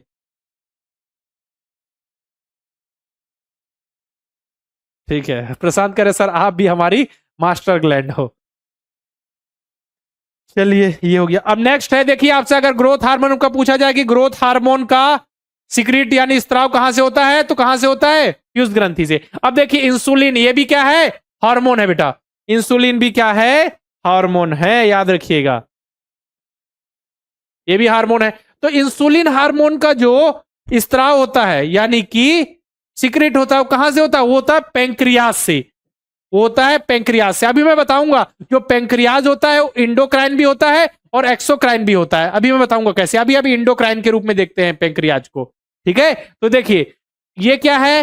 हार्मोन है। इसका इसको सीक्रेट कौन कर रहा है यानी स्त्रावित कौन कर रहा है? इसको कर रहा है कौन सा ग्लैंड?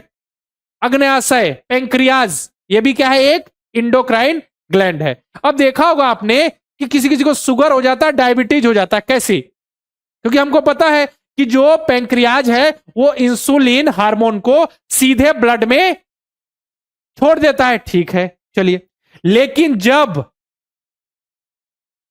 क्या होगा? इंसुलिन हार्मोन की कमी हो जाएगी शरीर में, ब्लड में, तो क्या होगा? हो जाएगा आपको मधुमेह यानी डायबिटीज। कैसे होगा सर जी? क्योंकि देखिए जो भी हम भोजन मिल रहे हैं वो आखिर आपका ग्लूकोज के रूप में मिला आपको, ठीक है। तो अब क्या होता है? रक्त में शर्करा यानी कि ग्लूकोज की मात्रा आ गई। अब ग्लूकोज की मात्रा आ गई। जब इंसुलिन आता है, जब इंसुलिन ब्लड में आता है, इंसुलिन हार्मोन आता है, तो क्या करता है, इसको शरीर में भेज देता है। ठीक है, शरीर में भेज देता है। इंसुलिन हार्मोन ब्लड में आया तो भेज देता है। लेकिन अगर इंसुलिन हार्मोन कम बन रहा है, शरीर में कम बन रहा है, क्योंकि पैंक्रियाज रिलीज नहीं करेगा, तो क्या होगा, ब्लड में जो ग्लूकोज है वो जमा रह जाएगा। अब ब्लड में ग्लूकोज जमा रह गया मतलब कि फिर हो जाएगा आपको शुगर यानी डायबिटीज यानी मधुमेह।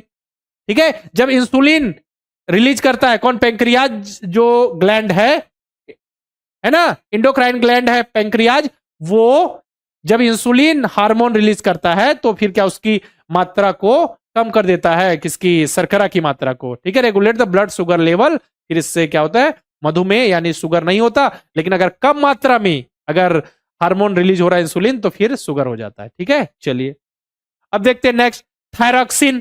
थायरॉक्सिन ये क्या है, ये भी बेटा ये हार्मोन है,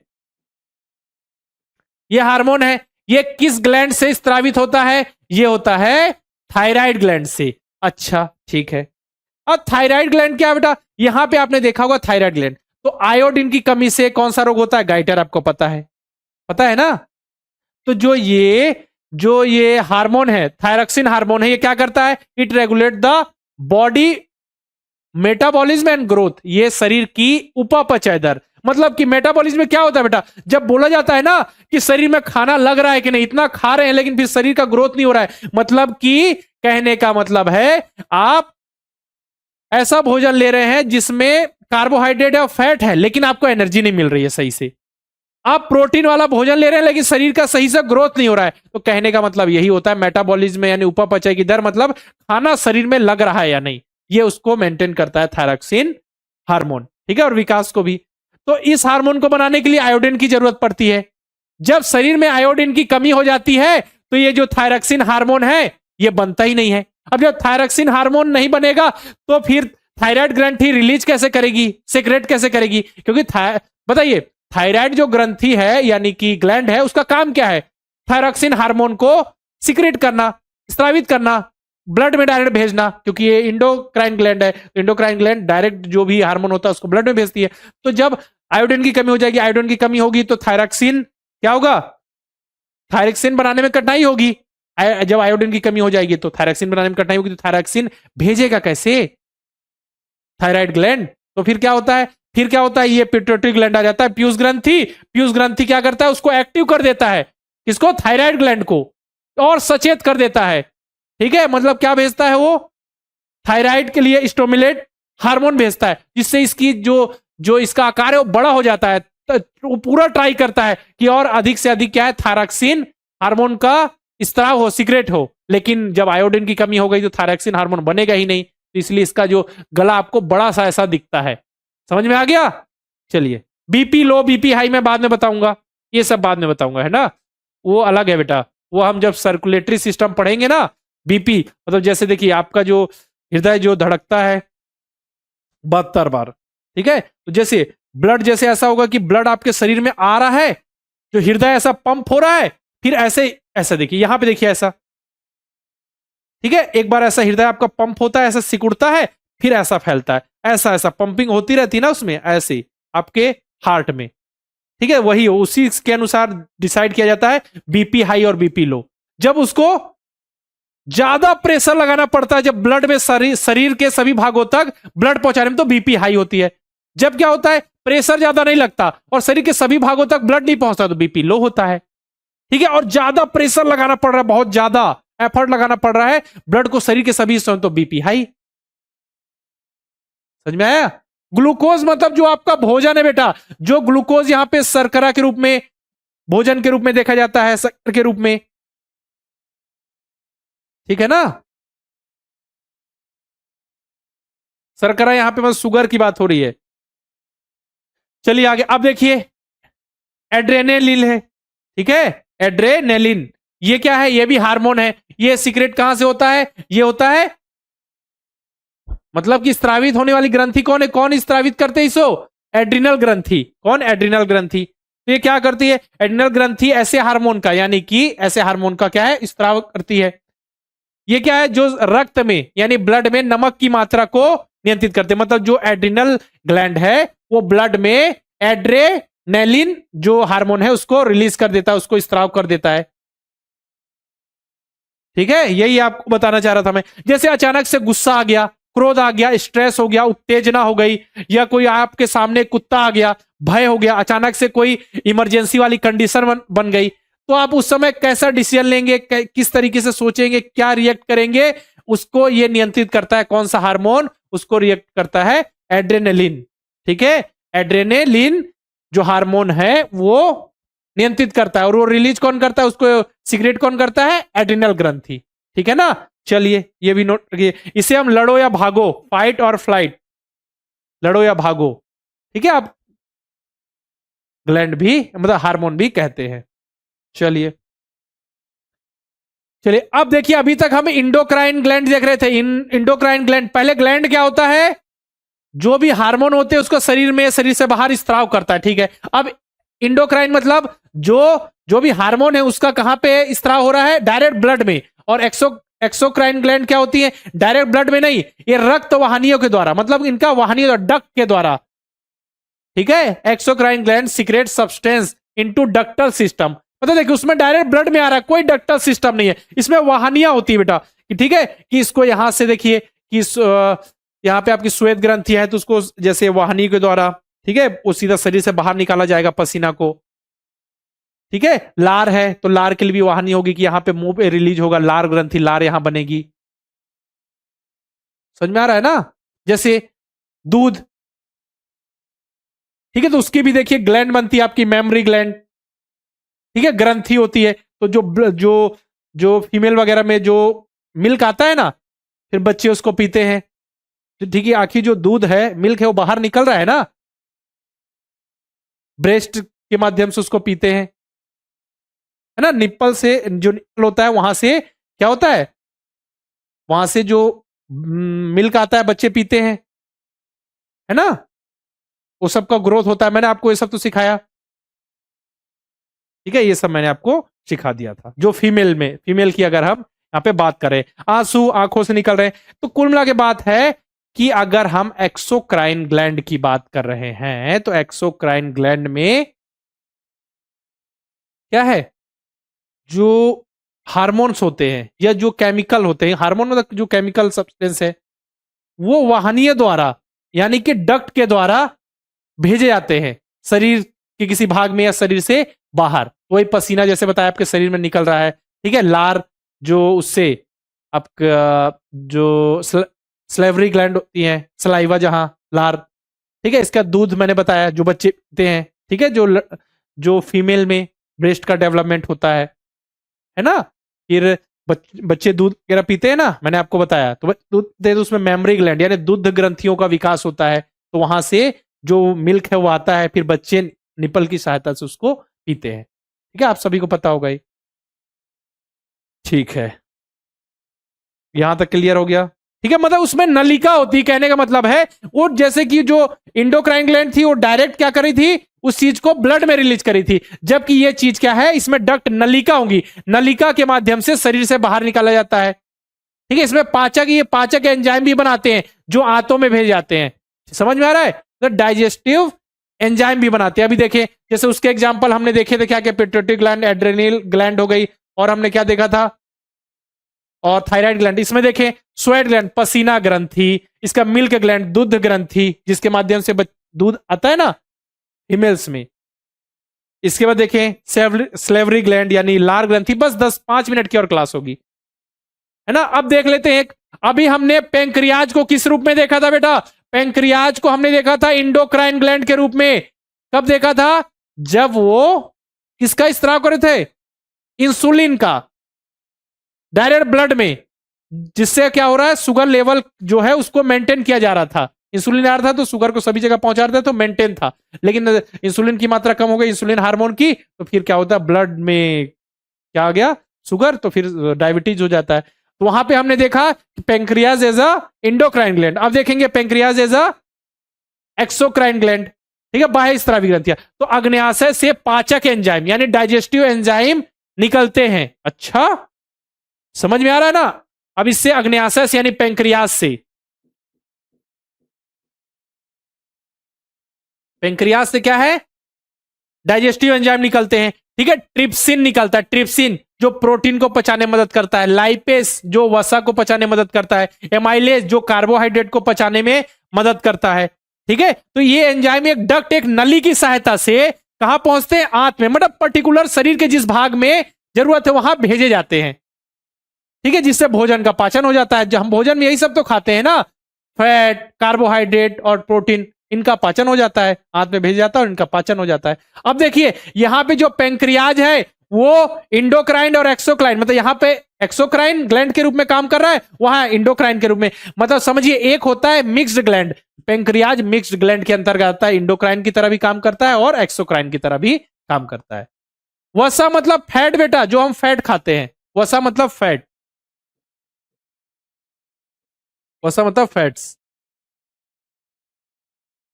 चलिए अब आगे बढ़े। अब देखिए लास्ट टॉपिक है हमारा, importance of hormone for frog and insect, मेढकों और कीड़ों के लिए हार्मोन का महत्व। अब आपको मन में तो सवाल उठ रहा होगा, सर कीड़ों में कैसे हार्मोन वगैरह का क्या सीन है, कैसा होता है, ठीक है। तो मेटामॉर्फोसिस क्या होता है जरा बताइए, 5 मिनट रुकना है, अभी कोई नहीं जाएगा, जल्दी से बताइए, जल्दी से मुझे बताइए मेटामॉर्फोसिस क्या होता है, कौन बताएगा।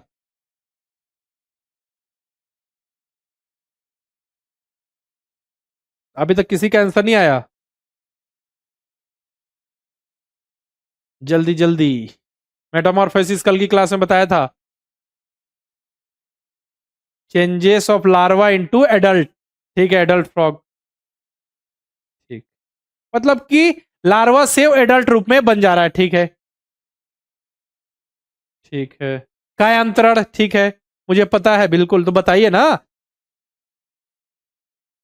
मतलब कि समझिए लार्वा से वो क्या बन जा रहा था, यहां पे देखा हो अपने, एडल्ट फ्रॉग की बात करें तो फ्रॉग बन जा रहा था अचानक तेजी से, ठीक है, उसमें ग्रोथ हो रही थी, ठीक है, उसे हम कहते हैं रूप में परिवर्तन होता है, उसके काया में परिवर्तन हो रहा था, उसे कहेंगे कायांतरण यानी मेटामॉर्फोसिस। तो वही लिखा है, metamorphosis in the insect are control by insect hormone. अब देखिए जो कीड़े मकोड़े होते हैं, कीट होते हैं, हाँ बहुत बढ़िया, ठीक है, बहुत बढ़िया बताया, किसने बताया, transformation of larva into adult through drastic change, ठीक है, तीव्र इनसे क्या होता है, जो लार्वा होता है वो एडल्ट में चेंज हो जाता है, वयस्क में चेंज हो जाता है, ठीक है। तो मेटामॉर्फोसिस जो कीड़ों में होता है, कीटों में, उसको कंट्रोल किसके द्वारा किया जाता है, उसको इंसेक्ट हार्मोन के द्वारा कंट्रोल किया जाता है। अब कैसे किया जाता है समझिए, देखिए अब मेढक में ग्रोथ कैसे होती है बेटा, मेढक में ग्रोथ के लिए जरूरी है थायरॉक्सिन हार्मोन। अच्छा, अब आपके मन में ऐसा आएगा सर जो फ्रॉग है उसमें ग्रोथ के लिए, उसके शरीर की वृद्धि के लिए, मतलब मेटामॉर्फोसिस का जो प्रोसेस है, मतलब लार्वा से वो बन रहा है एडल्ट फ्रॉग, उसके लिए कौन सा हार्मोन जरूरी है, थायरॉक्सिन। अच्छा हाँ, थायरॉक्सिन जरूरी है, ठीक, थायरॉक्सिन जरूरी है। तो थायरॉक्सिन रिलीज कौन करता है, सीक्रेट कौन करता है, कौन सा ग्लैंड, थायराइड ग्लैंड करता है। चलिए भी क्लियर हो गया सर जी, ठीक है, इसको कंट्रोल कौन करता है, थायराइड ग्लैंड करता है। तो देखिए मेढक जनरली रहते हैं पानी में, अब पानी में जिस पानी में वो रह रहे हैं, ग्रोथ कर रहे हैं, अगर उस पानी में आयोडीन की मात्रा हो गई कम, अगर उस पानी में आयोडीन की मात्रा हो गई कम, अगर आयोडीन की कम मात्रा कम होगी तो थायरॉक्सिन हार्मोन का स्त्राव कहां हो पाएगा, क्योंकि जो आयोडीन है वो थायरॉक्सिन हार्मोन बनाते हैं, ठीक है। अगर आयोडीन की कमी हो गई पानी में तो थायरॉक्सिन हार्मोन का स्त्राव नहीं हो पाएगा, स्त्राव नहीं हो पाएगा। तो जिस भी पानी में हो वहां पे आयोडीन की मात्रा होनी चाहिए, ठीक है ना। थायरॉक्सिन देखिए लिखा होगा, मेढक में थायराइड ग्रंथि द्वारा स्थापित थायरॉक्सिन हार्मोन इसका नियमन करता है। थायरॉक्सिन के उत्पादन के लिए जल में आयोडीन की उपस्थिति आवश्यक है, जो मैंने बताया, ठीक है ना। Thyroxine production require the presence of iodine in water, if the water in which the tadpole are growing does not contain sufficient iodine, the tadpole cannot become adult। अब देखिए अगर जिस पानी में वो ग्रो कर रहे हैं मेढक, उस पानी में आयोडीन की कमी है तो थायरॉक्सिन हार्मोन रिलीज, स्त्राव नहीं होगा। थायरॉक्सिन हार्मोन उनके ग्रोथ के लिए जरूरी है। अगर थायरॉक्सिन हार्मोन नहीं बनेगा तो थायराइड जो ग्लैंड है, थायराइड ग्रंथि है, वो सीक्रेट किसको करेगी, नहीं कर पाएगी। तो फिर जो एडल्ट है, मतलब कि जो मेढक है, मेढक का लार्वा से एडल्ट में जो कायांतरण है वो नहीं हो पाएगा, उतना ही छोटा ही रह जाएगा वो, समझे, इसलिए पानी में आयोडीन की मात्रा जरूरी है मेढक के ग्रोथ के लिए। चलिए,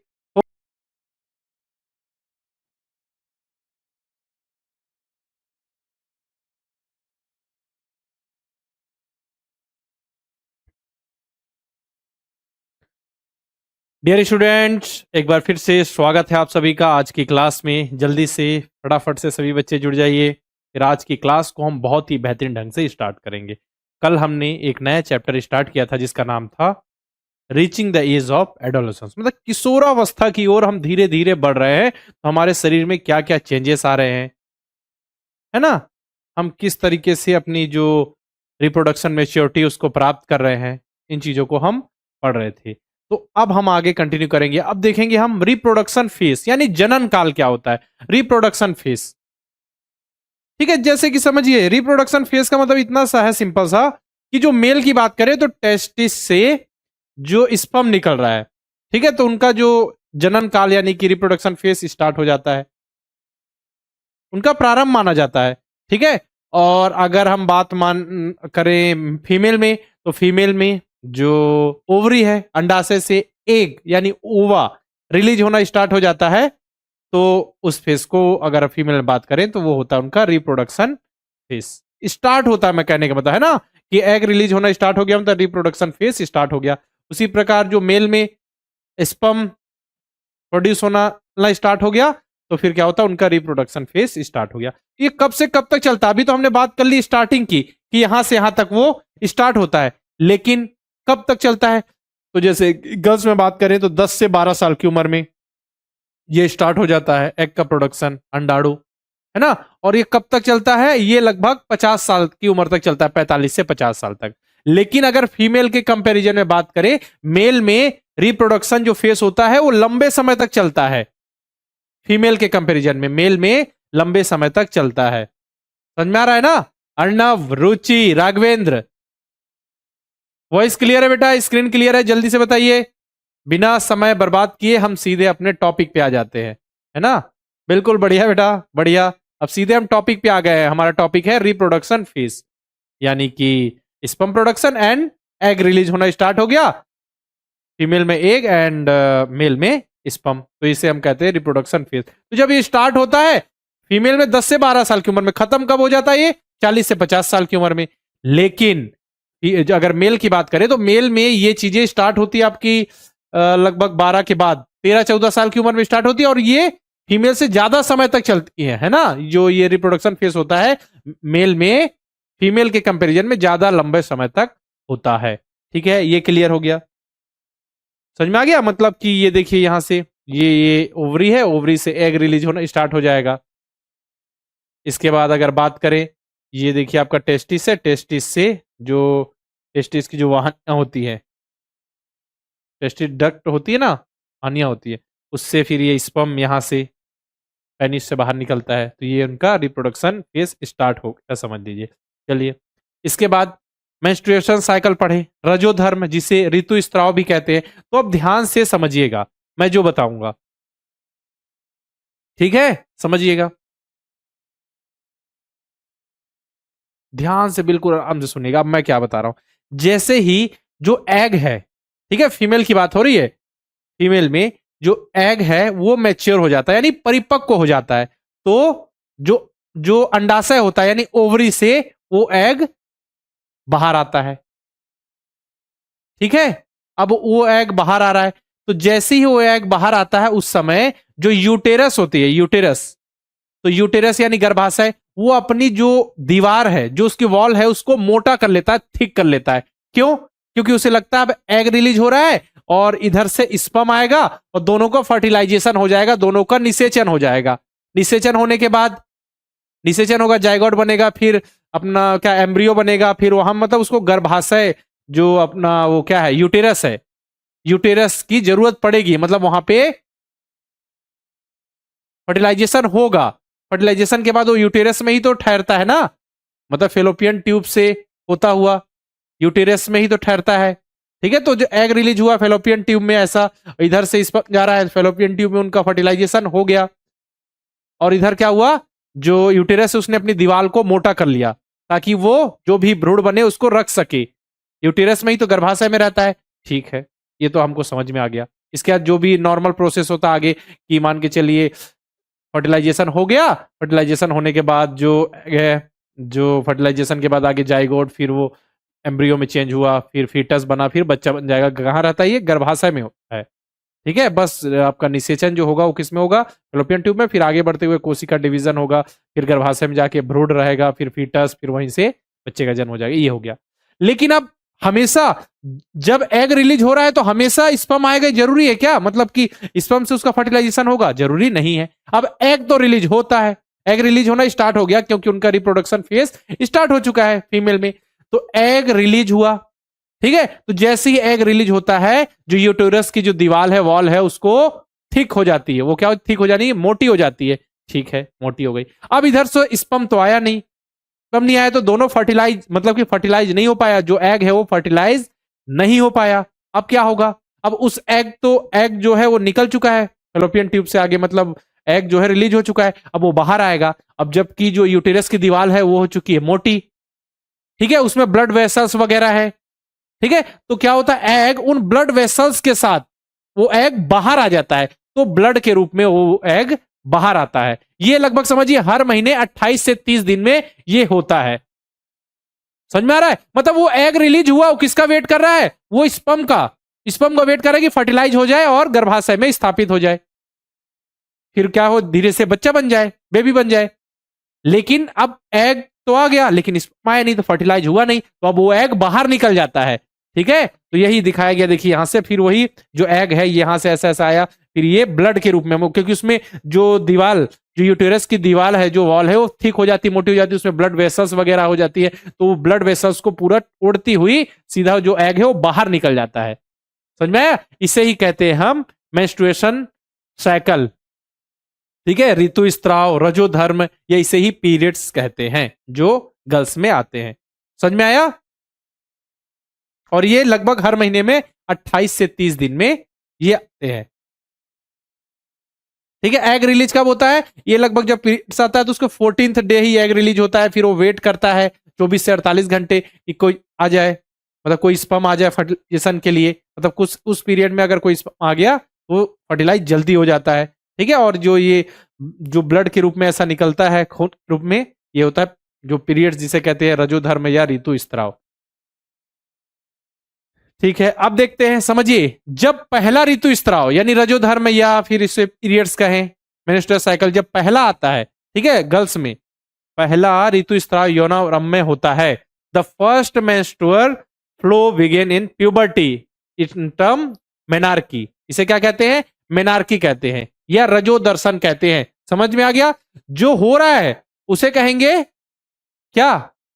मेंस्ट्रुएशन साइकिल या रजोधर्म या फिर ऋतु स्त्राव। लेकिन जो पहला ऋतु स्त्राव होता है गर्ल्स में, ठीक है, जो आपके प्यूबर्टी में स्टार्ट होता है, तो पहले जो ऋतु स्त्राव कहते हैं रजो दर्शन। ठीक है, उसे रजो दर्शन या मेनार्की कहते हैं इंग्लिश में। और फिर 40 से 50 साल की उम्र में बताया ना, जो जो रिप्रोडक्शन फेज खत्म हो जाता है गर्ल्स में। ठीक है, तो जब ये ऋतु स्त्राव यानी कि मेंस्ट्रुअल साइकिल जो है, मेंस्ट्रुअल पीरियड जो है वो रुक जाता है, बंद हो जाता है, तो उसे कहते हैं रजोनिवृत्ति। क्या कहते हैं? रजोनिवृत्ति। रजोनिवृत्ति यानी कि इसे कहते हैं मेनोपॉस। पॉस, रुक जाना। ठीक है, रजोनिवृत्ति या फिर मेनोपॉस। क्लियर है यहां तक? जल्दी से बताइए। याद रखिएगा, मेनार्की जब पहला पीरियड्स आता है यानी पहला मेंस्ट्रुअल साइकिल, या फिर इसको कहा जाए आपका रजोधर्म, ऋतु स्त्राव, तो उसे कहते हैं रजोदर्शन। और फिर जब लास्ट जब रुक जाता है तो उसे कहते हैं रजोनिवृत्ति यानी कि मेनोपॉज। ठीक है, नोट कर लीजिएगा। आगे क्वेश्चन की प्रैक्टिस भी करेंगे। अब बताइए कि जो बच्चा होने वाला है, ठीक है, जो बेबी बम होने वाला है, जिसका जन्म होने वाला है, वो बॉय होगा या गर्ल होगा? इसका निर्धारण कैसे होता है कि वो लड़का होगा या लड़की होगा? जल्दी से बताइए।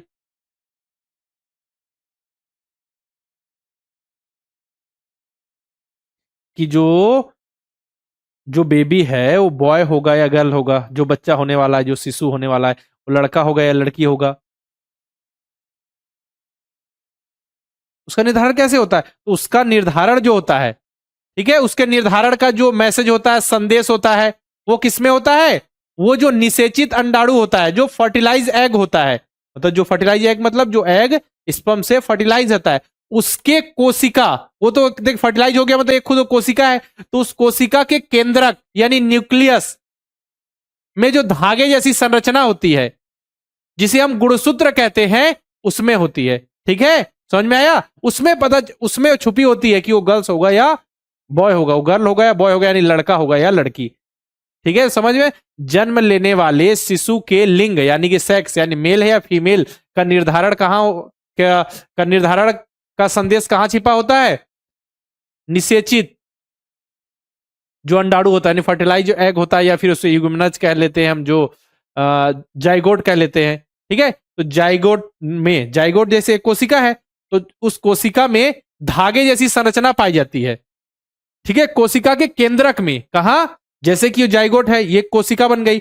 अब इसके केंद्रक यानी इसके न्यूक्लियस में एक धागे जैसी संरचना पाई जाती है जिसे गुणसूत्र कहते हैं, उसमें उपस्थित होती है कि ये जो शिशु है वो बॉय है या फिर गर्ल। ठीक है, चलिए अब आगे बढ़ते हैं। अब क्रोमोसोम्स या गुणसूत्र क्या होते हैं? सिंपल से देखिए, गुणसूत्र क्या होते हैं? धागे जैसी संरचना है। और गुणसूत्र किससे बने होते हैं? डीएनए से बने होते हैं। डीएनए का फुल फॉर्म क्या है? फर्टिलाइजर नहीं बेटा, फर्टिलाइजेशन मैंने बोला, निषेचन बताया तो था पिछली क्लास में प्रिंस। सुनिए, आप देखिए, हम गुणसूत्र क्या होते हैं? तो गुणसूत्र धागे जैसी संरचना होती है जो डीएनए से बने होते हैं। डीएनए में क्या होता है? डीएनए में जो क्वालिटीज होती हैं, ठीक है, जैसे पेरेंट्स से जाती है ना क्वालिटीज की, जो माता पिता है उनसे, जैसे उनकी आंखों का रंग, बालों का रंग, ठीक है, उनकी जो हाइट है, वो क्या है? माता पिता से वो जो क्वालिटीज है वो बच्चों में जाती है। डीएनए में वो क्वालिटीज छुपी होती है। डीएनए के अंदर जीन होते हैं, जीन यानी जो जेनेटिक आपका निर्धारण करते हैं, जेनेटिक्स का। समझ में आ गया? तो मैंने क्या बताया कि किसी बच्चे के लिंग का निर्धारण यानी सेक्स का निर्धारण, यानी कि मेल है या फीमेल, उसका निर्धारण कहां होता है? जो जाइगोट होता है यानी जो निषेचित अंडाणु होता है, फर्टिलाइज एग होता है।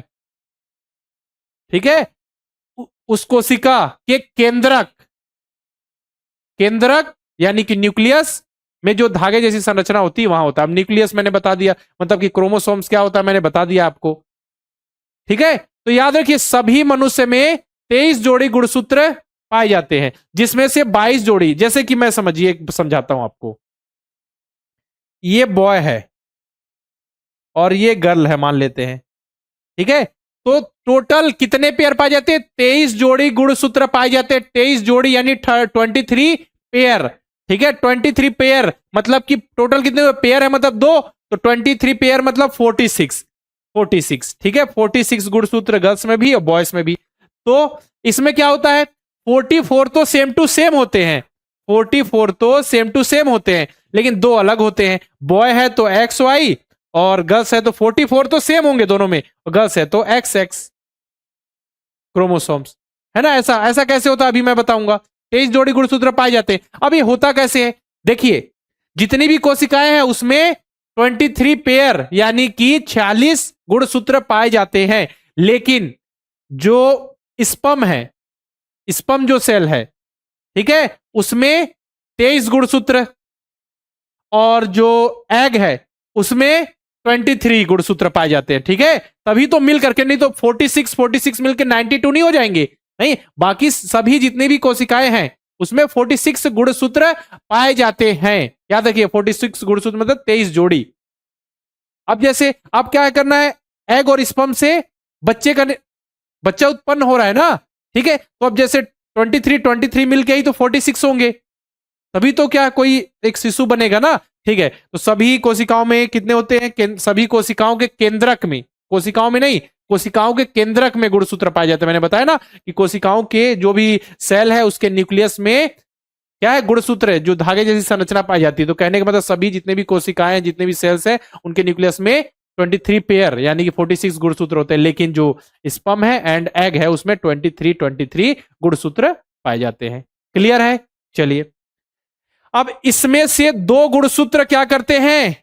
एक जोड़ी, दो गुणसूत्र, ठीक है, 2 क्रोमोसोम्स, मैंने क्या बोला? 2 क्रोमोसोम्स, यानी पेयर की बात हो रही है, 2 गुणसूत्र। दो गुणसूत्र यानी एक जोड़ी, वन पेयर, वो लिंग सूत्र होते हैं। ठीक है, वो सेक्स क्रोमोसोम होते हैं जो मेल या फीमेल का निर्धारण करते हैं। समझ में आ गया? 46 जोड़ी मतलब 46 गुणसूत्र यानी 23 पेयर पाए जाते हैं। ठीक है, 46 गुणसूत्र होते हैं, 23 पेयर। अब जो एग में 23 एंड इसमें स्पर्म में 23। ठीक है, अब वो दोनों मिलते हैं तो मिलकर 46 होते हैं। लेकिन गर्ल्स और बॉयज का निर्धारण कैसे हो रहा है ये तो हमको पता ही नहीं। ठीक है ना? तो स्पर्म में जो गुणसूत्र होता है अलग से, वो एक्स और वाई दोनों हो सकता है।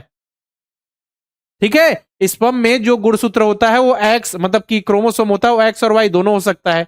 जबकि अगर बात करें हम फीमेल में तो उनमें एक्स क्रोमोसोम होता है। अभी फर्टिलाइजेशन नहीं हुआ है, मैं अनफर्टिलाइज एग और अनफर्टिलाइज एग की बात कर रहा हूं। तो अनफर्टिलाइज एग, निषेचन नहीं हुआ है, उसमें फर्टिलाइजेशन नहीं हुआ है, तो अनिषेचित यानी अनफर्टिलाइज एग में एक्स क्रोमोसोम ही होता है और स्पर्म में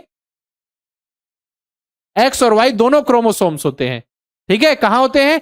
स्पर्म तो एक सेल है, उसके केंद्रक में, उसके न्यूक्लियस में। ठीक है, जब वो मिलेंगे, ठीक है, एक्स एक्स हुआ तो फिर गर्ल हो गई, मतलब लड़की हो गई, और एक्स वाई हुआ तो हो गया बॉय। क्लियर है?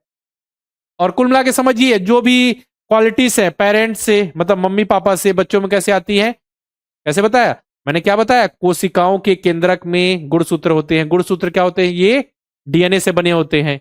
डीएनए क्या करते हैं? ये डीएनए का full form deoxy ribonucleic acid होता है, तो पता ही है। डीएनए में जो भी क्वालिटीज होती है, आंखों का रंग, बालों का रंग, कद, जो हाइट वगैरह, सब ये जो क्वालिटीज है पेरेंट्स से बच्चों में आती है। ठीक है, और डीएनए के अंदर होते हैं जीन्स। ठीक है, यहां पे वही चीज लिखी है कि सभी मनुष्यों की कोशिकाओं के केंद्रक में 23 जोड़े गुणसूत्र पाए जाते हैं। इनमें से 2 गुणसूत्र यानी एक जोड़ी लिंग सूत्र होते हैं यानी सेक्स क्रोमोसोम्स होते हैं, जिसे एक्स और वाई कहते हैं। ठीक है, सेक्स क्रोमोसोम यानी लिंग गुणसूत्र। तो अगर हम बात करें किसमें? स्पर्म में, तो स्पर्म में जो सेक्स क्रोमोसोम है वो क्या एक्स और वाई दोनों होता है। मेल में, मतलब कि मेल की बात हो रही है, तो मेल में जो स्पर्म है, तो स्पर्म में जो सेक्स क्रोमोसोम है वो एक्स और वाई दोनों होता है। ठीक है, लेकिन एग में सेक्स क्रोमोसोम केवल एक्स होता है। ठीक है ना? तो वही है, जब स्त्री में 2 गुणसूत्र एक्स एक्स होते हैं, जबकि पुरुष में और एक्स और वाई गुणसूत्र होते हैं। चलिए इसको आगे आप अच्छे से समझते हैं। समझिएगा, मैंने आपको बताया नॉर्मल जो भी सेल है उसके केंद्रक में 46 गुणसूत्र गुणसूत्र को क्रोमोसोम्स कहते हैं, यानी 23 पेयर होते हैं। ठीक, लेकिन जो एग और स्पर्म में क्या होता है? 23 गुणसूत्र पाए जाते हैं। 23 पेयर नहीं, 23, और एग में 23 और स्पर्म में, तभी तो मिलकर 46 होते हैं। ठीक है, तो देखिए मैंने क्या बताया कि जो गुणसूत्र होते हैं,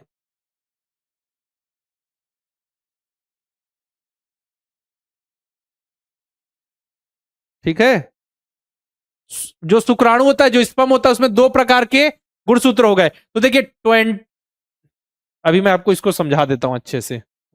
ये होता है 22 प्लस वाई हो सकता है, या तो 22 प्लस एक्स हो सकता है। अभी हम केवल स्पर्म की बात कर रहे हैं ना, ठीक है, यानी कि शुक्राणु की बात कर रहे हैं। ठीक है, चलिए, तो जो स्पर्म है उसमें या तो 23 होते हैं, मैंने बताया इसमें। ठीक है, या तो 22 प्लस वाई हो सकता है, या तो 22 प्लस एक्स हो सकता है। क्लियर है? यहां 23 जो होते हैं तो वो इस तरीके से हो सकते हैं, 22 प्लस वाई या 22 प्लस एक्स। ठीक है, जो भी स्पर्म है। ठीक है, तो स्पर्म जो है कोशिका है, उसके केंद्रक यानी न्यूक्लियस में जो गुणसूत्र पाए जा रहे हैं वो ये भी हो सकता है, स्पर्म में ये भी हो सकता है। लेकिन जो गर्ल्स की अगर बात करें हम, तो जो एग है, तो एग भी एक कोशिका है, तो उसके केंद्रक में जो गुणसूत्र पाया जाएगा वो हमेशा 22 प्लस एक्स ही पाया जाएगा। ठीक है, दोनों कंडीशन उसमें वाई नहीं होता, उसमें हमेशा। ठीक है, जब फर्टिलाइजेशन हुआ स्पर्म और एग का, तो देखिए स्पर्म और एग का हुआ, तो यहां पे देखिए ये दोनों अगर मिल गए मान लीजिए, ठीक है, ये तो 22 प्लस एक्स तो गर्ल्स में है, केवल एक ही होता है, बताए ना कि 22 तो ये हो गए, और एक्स बस होता है गुणसूत्र। ठीक, तो अब देखिए जब ये मिलते हैं, ये दोनों, जैसे मान के चलिए ये वाला स्पर्म आ रहा है और ये एग मिल गया, तो दोनों एग तो सेम ही, क्योंकि एग में 22 प्लस एक्स है, तो ये हो गया 44 प्लस यहां पे एक्स वाई। ठीक है, एक्स वाई हो जाता है। ठीक है, और जबकि ये दोनों मिल गए, क्योंकि ये दोनों तो एक ही है, तो ये हो जाएगा, क्या हो जाता है, 44 प्लस एक्स एक्स। देखिए यहां एक्स और यहां भी एक्स। जब स्पर्म के केंद्रक के अंदर जो गुणसूत्र है, ठीक है, वो मिलता है गर्ल्स में जो एग के अंदर, एग के न्यूक्लियस के अंदर जो गुणसूत्र है उससे।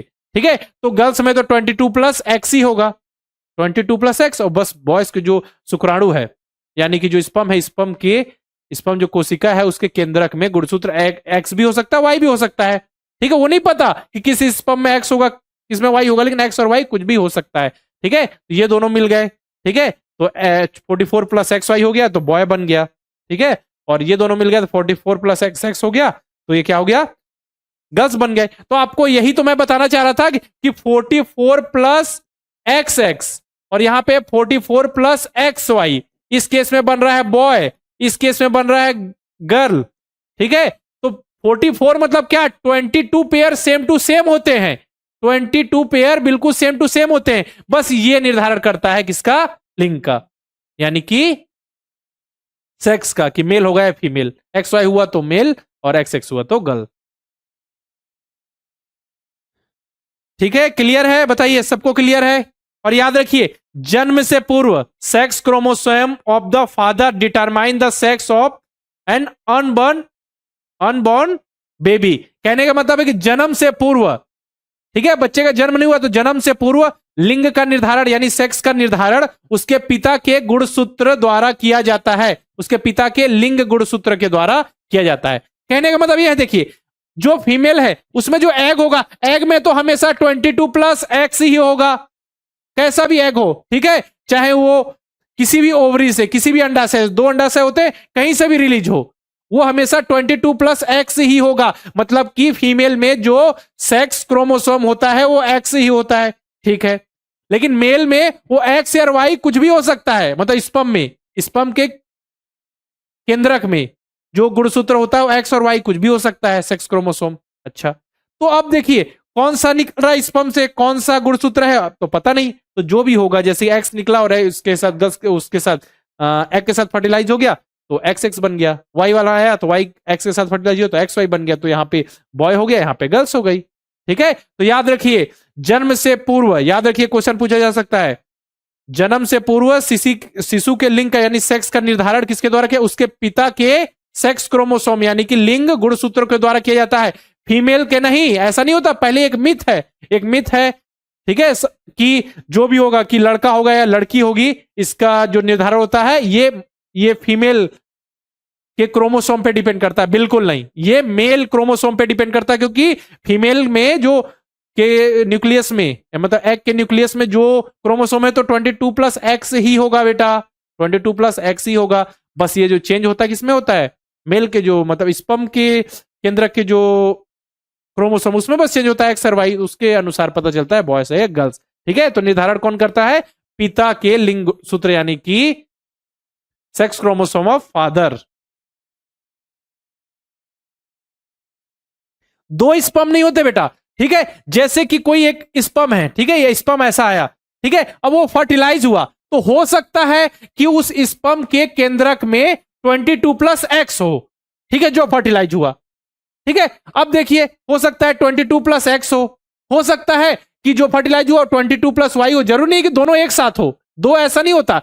हो सकता है कि मैंने बोला ना, अगर 22 प्लस एक्स होगा तो फिर क्या होगा, लड़की होगी, अगर 22 प्लस वाई होगा तो फिर लड़का होगा। समझ में आ रहा है ना, बोलिए क्लियर है, बोलिए क्लियर है जल्दी से।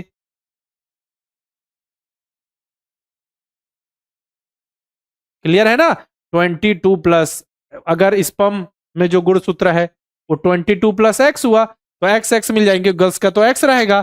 ठीक है, तो गर्ल्स बन जाएगी। अगर अगर जो स्पर्म है उसमें 22 प्लस वाई हुआ तो एक्स वाई बॉय बन जाएगा। क्लियर है ना, चलिए आगे बढ़ते हैं। अब ये हो गया। अब देखिए हेल्थ, स्वास्थ्य क्या है बेटा, मतलब शारीरिक रूप से फिट है, मेंटल वेलबींग मतलब मानसिक विसंगित से मुक्त है। मानसिक विसंगति मतलब मानसिक रूप से डिस्टर्ब नहीं है, नॉर्मल है बिल्कुल, ठीक है। मतलब आपका कुल मिला के आपका स्वास्थ्य है या हेल्थ किसे कहेंगे, अगर आप शारीरिक और मानसिक रूप से मेंटली बिल्कुल स्टेबल है, ठीक है, फिट है, तो आपको कहा ये आपका हेल्थ है, ये आपका स्वास्थ्य है। और ये समझिए किशोरावस्था के दौरान इसको बिल्कुल मेंटेन करना बिल्कुल जरूरी होता है, क्योंकि ये समझिए आपके डेवलपमेंट का फेस है, डेवलपमेंट एंड ग्रोथ का फेस है। इस समय आपको बिल्कुल बैलेंस डाइट लेनी चाहिए। बैलेंस डाइट मीन्स कि खाने में आपका फैट भी होना चाहिए, प्रोटीन भी होना चाहिए, कार्बोहाइड्रेट भी होना चाहिए, विटामिन भी होने चाहिए, मतलब जितने भी न्यूट्रिएंट हैं वो होने चाहिए। आपको बैलेंस डाइट यहां पे लेना चाहिए। समझ में आ रहा है ना। और साथ में इस समय आपको अपनी सफाई पर विशेष ध्यान रखना चाहिए, ठीक है, अपनी स्वच्छता पर विशेष ध्यान रखना चाहिए। कहने का मतलब यह है कि देखिए इस एज में जब आप ग्रोथ करते हैं तो क्या होता है, इस समय आपकी जो श्वेत ग्रंथियां मतलब जो होती है ना आपकी पसीने वाली ग्रंथियां, वो एक्टिव हो जाती हैं, पसीने वाली ग्रंथियां। तो आपका शरीर में पसीना ज्यादा निकलता है, तो इस समय आपको दिन में एक बार तो जरूर नहाना चाहिए। इस समय जो आपके प्यूबिक एरिया है वहां पे हेयर आ जाते हैं, ठीक है, प्यूबिक एरिया में हेयर आ जाते हैं, तो उस समय भी आपको बिल्कुल सफाई रखनी चाहिए। समझ में आ रहा है ना। बिल्कुल इसमें साफ सफाई आपको रखनी चाहिए।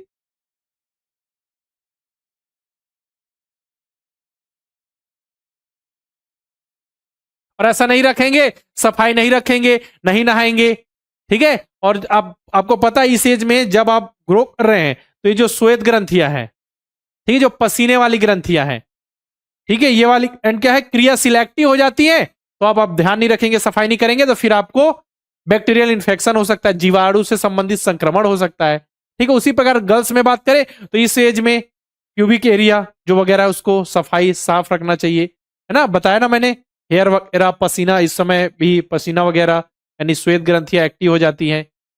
और उसके बाद बात करें तो उनके पीरियड्स वगैरह भी आते हैं, मेंस्ट्रुएशन साइकिल अभी मैंने जो बताया, तो उस समय जो सैनिटरी पैड वगैरह यूज करें, ठीक है, तो उसको चेंज करते रहना चाहिए लगातार, क्योंकि उसमें ब्लड आता रहता है, तो उसको ही बस पहनना चाहिए, या घर पे या फिर कोई आप साफ सुथरा घर में बनाया हुआ कपड़ा यूज करें तो उसको भी चेंज करते रहना चाहिए लगातार, है ना।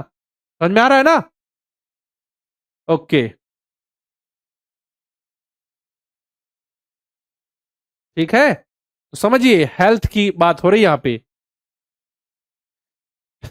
क्लियर है। साथ में आपको देखिए अब एक्सरसाइज भी करना चाहिए, है ना। मैंने आपको बताया यहाँ पे संतुलित आहार लेना चाहिए, अभी संतुलित आहार भी बता दूंगा। खुद की स्वच्छता रखनी चाहिए, सफाई रखनी चाहिए। इसका देखिए शारीरिक व्यायाम, अंडरटेक फिजिकल एक्सरसाइज, तो फिजिकल एक्सरसाइज थोड़ा आपको चलना फिरना चाहिए, थोड़ी एक्सरसाइज करना चाहिए, योग करना चाहिए, व्यायाम करना चाहिए, थोड़ा टहलना चाहिए, है ना। मतलब कि फिजिकल एक्टिविटी थोड़ी बहुत करनी चाहिए। ऐसा नहीं कि बैठे हैं, केवल बैठे बैठे पढ़ाई बस कर रहे हैं, ठीक है, पेट निकल गया, बिल्कुल आप बिल्कुल हेल्दी है ही नहीं। तो थोड़ा बहुत मतलब फिजिकल एक्टिविटी, कोई खेल खेल लिया, थोड़ा बहुत समय निकाल लिया, ठीक है। ऐसा नहीं कि बिल्कुल बिजी एग्जाम है तो खेलने जा रहा है, ऐसा नहीं। मतलब नॉर्मल अपने हैबिट में लाइए वो चीज। साथ ही इस एज में देखिए, ये वाली जो एज होती है, इस समय आपको जितने भी जो टॉक्सिस, ठीक है, जो चीज जहरीली चीजें होते हैं, नशीले पदार्थ होते हैं, ठीक है, इनटॉक्सिकेंट, नशीले पदार्थों से, जैसे ड्रग्स, गुटखा, तंबाकू, अल्कोहल, ये सब चीजों से बिल्कुल दूर होना चाहिए। चाहे कोई कितना भी बोले कि बहुत मजा आता है, बिल्कुल पी कर देखो या खा कर देखो, मजा आता है, कोई टेंशन नहीं होता, बिल्कुल मजा सा आता है, जितना भी टेंशन होता है वो दूर हो जाता है, उनकी बात नहीं माननी है, उनकी बात नहीं माननी, क्योंकि वो चीजें धीरे धीरे आपके हैबिट में आ जाती है, आदत पड़ जाती है, फिर आपका जो पूरा जो किशोरावस्था है, एडोलेसेंस है, बर्बाद हो जाता है। ना आपका मन पढ़ाई में लगेगा, ना ही आपका मन खेल में लगेगा, कहीं नहीं, कुछ नहीं, बस आप अपने जिंदगी में मस्त हो जाएंगे, कुछ नहीं कर पाएंगे, जीवन में ग्रोथ रुक जाएगा। तो बिल्कुल ध्यान रखिए, ये सब चीजों से बिल्कुल दूर रहना है आपको, है ना। बताइए कौन कौन बच्चा ये बात मानेगा कि कोई भी बच्चा जो भी जो नशीले पदार्थ है उसका सेवन नहीं करेगा, ड्रग्स, गुटखा, टोबैको, अल्कोहल, कुछ भी नहीं। बताइए जल्दी से, जल्दी से। साफ सफाई का देखिए क्या क्या ध्यान रखना है, शारीरिक और मानसिक दोनों स्वास्थ्य का ध्यान रखना है, संतुलित भोजन करना है, ज्यादा ये सब junk food, chips, Kurkure, packet वाली चीजें, ये सब चीजें ज्यादा नहीं खानी, क्योंकि इसमें पोषक तत्व, न्यूट्रिएंट नहीं होते। खुद की सफाई रखनी है, क्योंकि इस समय देखिए ग्रोथ का समय होता है, आपके डेवलपमेंट का समय होता है ना। खुद की सफाई रखनी है, सफाई आपको बताया मैंने।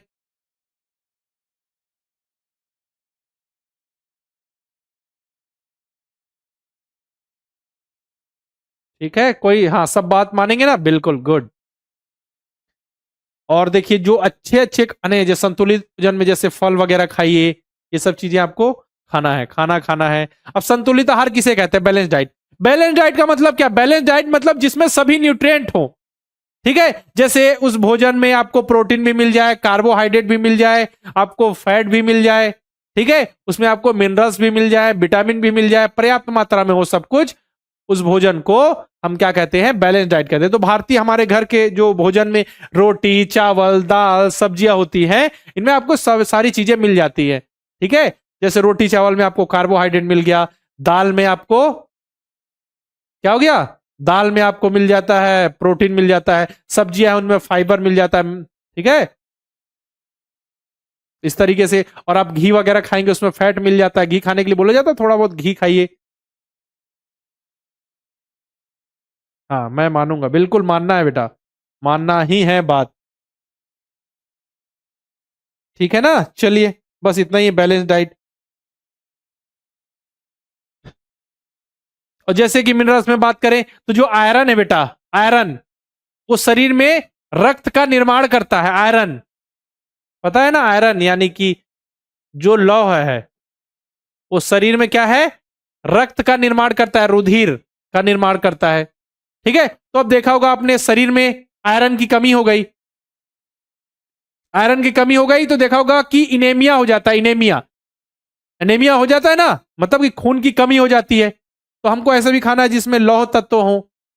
ठीक है, जैसे कि आपकी जो हरी सब्जियां, पत्तेदार सब्जियां होती हैं, गुड़ है, संतरा है, और आपका आंवला है, ये सब चीजों में क्या है? आपको क्या मिल जाती है? इसमें लौह पदार्थ मिल जाते हैं। मांस हो गया, संतरा, गुड़, ये सभी चीजों में आपको लौह पदार्थ यानी कि आयरन मिल जाता है। तो ये सभी चीज खाना चाहिए। अब जैसे कि आप दूध वगैरह पीना चाहिए डेली, कि दूध एक खुद में समझिए एक संतुलित भोजन है बेटा। ठीक है, खुद में एक पर्याप्त भोजन होता है दूध, दूध वगैरह जरूर पीजिए। अब जैसे हड्डियों की रक्षा करना है तो कैल्शियम देखिए, तो दूध वगैरह पीजिए। बोन्स, हड्डियां मजबूत रखनी है आपको। ठीक है, सूर्य का प्रकाश लीजिए। सनलाइट क्या करता है? जो विटामिन डी होता है वो कैल्शियम के एब्जॉर्प्शन में, फास्फोरस के एब्जॉर्प्शन में मदद करता है, इसलिए सूर्य का प्रकाश भी लीजिए। ऐसे नहीं घर में घुसे हुए हैं केवल। समझ में आ रही है ना चीजें? और जैसे कि बच्चे होते हैं, तो जो बच्चे होते हैं छोटे छोटे, वो केवल माँ का दूध पी लेते हैं, उनके लिए उतना ही पर्याप्त भोजन होता है। समझ में आ गया ना, उसमें उनको सारे पोषक तत्व मिल जाते हैं। जो छोटे बच्चे होते हैं वो माँ का दूध पी लेते हैं, उनसे उनको सारे उनके पोषक तत्व मिल जाते हैं। और हमको पैकेट बंद चीजें, पिज्जा, ये सब पिज्जा बर्गर कभी कभार महीने भर में खा लिए तो अलग बात है। जैसे पैकेट वाली चीजें, कुरकुरे, चिप्स, और ये सब क्या क्या आते हैं और खाने के, और भी कुछ कुछ आते हैं ना, मिक्सचर। ठीक है, ये सब चीजों से हमें बचना चाहिए, क्योंकि इनको खाने से हमको पोषक तत्व तो थोड़ी मिल रहा है। ठीक है, नहीं मिलते। चलिए अब आगे बढ़ते हैं हम। ये आपके जो बुक है उसमें एड्स के बारे में बात किया गया, तो एड्स की हम बात कर ले। देखिए ये इसका फुल फॉर्म होता है एड्स का, एक्वायर्ड इम्यूनो डिफिशियंसी सिंड्रोम। क्या है? Acquired immuno deficiency syndrome. ठीक है, एड्स। ठीक है, ये किससे होता है एड्स? ये समझिए सेक्सुअल एक डिसीज है। ठीक है, यौन संबंधी एक बीमारी है। किस वायरस से होती है? वायरस के कारण होती है, याद रखिएगा। इसके वायरस का नाम है HIV virus. HIV, human immuno deficiency virus. AIDS का फुल फॉर्म है एक्वायर्ड इम्यूनो डिफिशियंसी सिंड्रोम, और उस जिसके वायरस का नाम है ह्यूमन इम्यूनो डिफिशियंसी वायरस। ठीक है, अब ये वायरस जो है एक व्यक्ति से दूसरे व्यक्ति में कैसे फैल जाता है? मतलब एड्स एक एक आदमी से दूसरे आदमी में कैसे हो जाता है? ठीक है, तो जैसे कि कोई इन्फेक्टेड है एड्स से, अब उसको कोई सुई लगाई गई, उसके जो सिरिंज को उसमें गया, फिर उसी सिरिंज को बिना धुले, जो इन्फेक्टेड, मतलब धुले क्या, दूसरा यूज करना चाहिए ना, उसी सिरिंज को फिर से दूसरा किसी दूसरे के में भी लगा दिया तो वो भी इन्फेक्टेड हो जाएगा। समझ में आ रहा है ना? या फिर देखिए, अगर माता को यानी कि मदर को एड्स है और बच्चे उसका दूध पी रहे हैं, ठीक है, तो फिर बच्चे को भी एड्स हो जाएगा, ठीक है। या फिर किसी को, लड़के या लड़की में या मेल फीमेल में किसी को एड्स है और वो, ठीक है, सेक्सुअल कांटेक्ट कर रहे हैं या इंटरकोर्स कर रहे हैं, तो फिर से वो एक दूसरे से इन्फेक्टेड हो जाएंगे, किसी जिसमें भी होगा उससे दूसरे में भी एड्स फैल जाएगा। ओके आदित्य, हाँ, इतनी सारी चीजें मैंने आपको बता दी। अब इन सभी चीजों को आपको नोट करना है, पढ़ना है, बस इससे ज्यादा हमको कुछ नहीं पढ़ना। आज हमने क्या क्या पढ़ लिया? आज हमने पढ़ा reproduction phase, reproduction period, male में कब तक होता है, फीमेल में कब तक होता है, मेल में ज्यादा होता है, फीमेल में ज्यादा होता है, बताया ना मैंने। इसके बाद हमने मेंस्ट्रुएशन साइकिल के बारे में पढ़ा, यानी रजोधर्म या फिर ऋतु स्त्राव के बारे में पढ़ा। जब ऋतु स्त्राव स्टार्ट होता है पहला, तो उसे कहते हैं रजोदर्शन, मोनार्की, और इसके बाद कहते हैं जब वो लास्ट खत्म होता है तो उसे रजनोवृत्ति या फिर मेनोपॉज कहते हैं। ये आपको मैंने बता दिया। इसके बाद जो लड़का, जो शिशु पैदा हो रहा है, जो चाइल्ड हो रहा है, वो गर्ल है बॉय है, उसका निर्धारण कैसे होता है ये भी मैंने बताया, कि जितने भी जो जो कोशिका है उसके केंद्रक में कितने गुणसूत्र पाए जाते हैं, 46, यानी कि 23 गुणसूत्र, 23 पेयर में गुणसूत्र पाए जाते हैं। लेकिन जो स्पर्म है, एग है, उसमें 23 गुणसूत्र पाए जाते हैं। 22 प्लस एक्स, अगर हम स्पर्म बात करें तो एक्स और वाई कुछ भी हो सकता है, ठीक है। लेकिन अगर गर्ल्स में बात करें, हम इसमें किस में बात करें, ये सेक्स क्रोमोसोम्स की, ठीक है। तो गर्ल्स में सेक्स क्रोमोसोम 22 प्लस एक्स ही होता है, ठीक है। और अगर बॉयज में बात करें सेक्स क्रोमोसोम, तो एक्स और वाई कुछ भी हो सकता है। तो 22 प्लस एक्स या फिर वाई, और इधर 22 प्लस एक्स होता है, उससे जब फर्टिलाइज होता है तो 22 प्लस 22 44, तो 44 प्लस एक्स हो गया तो गर्ल्स, और 44 प्लस एक्स वाई हो गया तो फिर बॉय हो जाता है।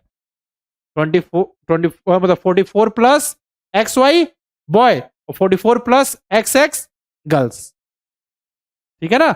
और आप सभी को ये तो पता ही है कि क्या मैं बता रहा था आप सभी को, हाँ, कि जो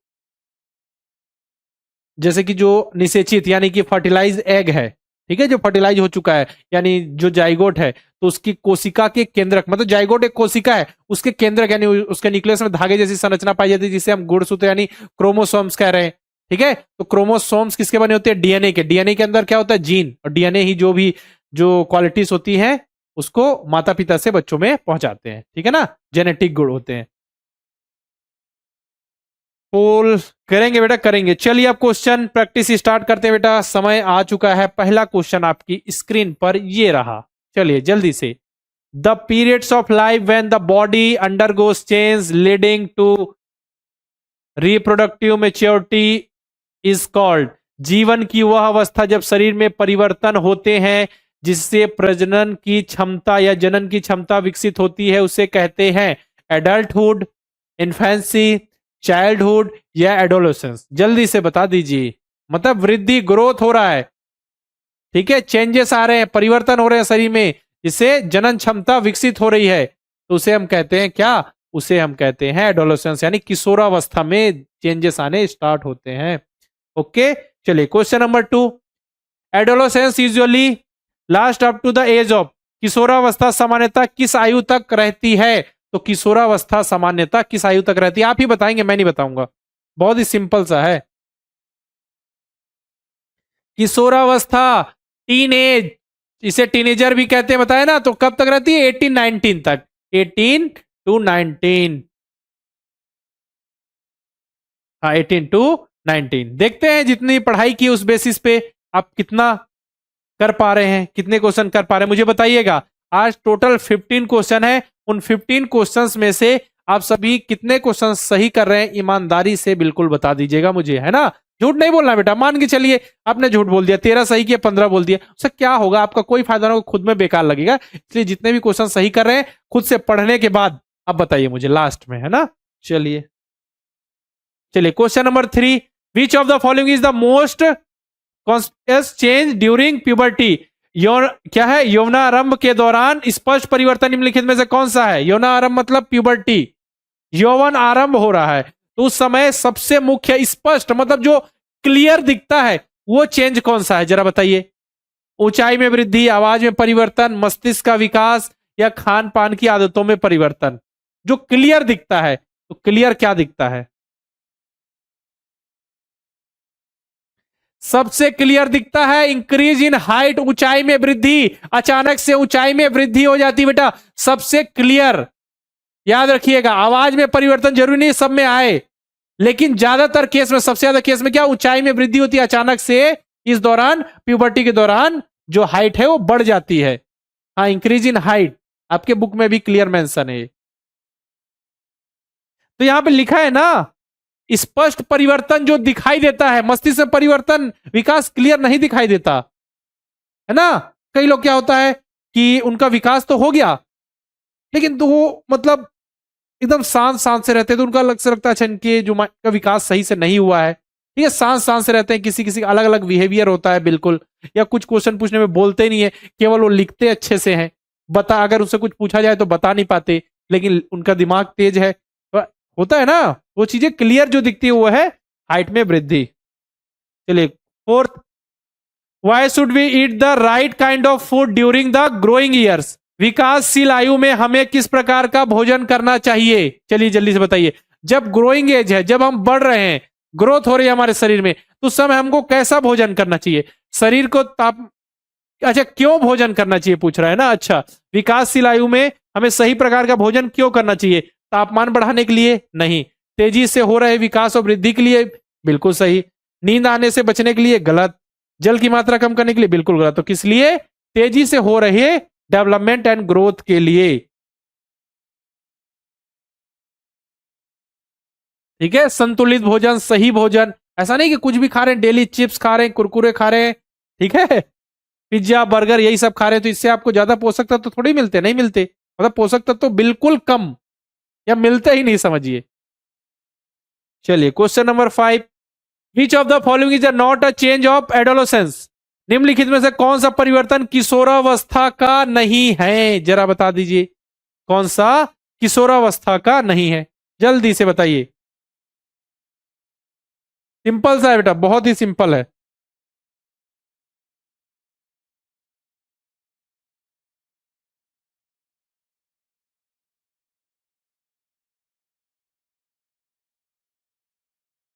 बताइए जल्दी से जल्दी से।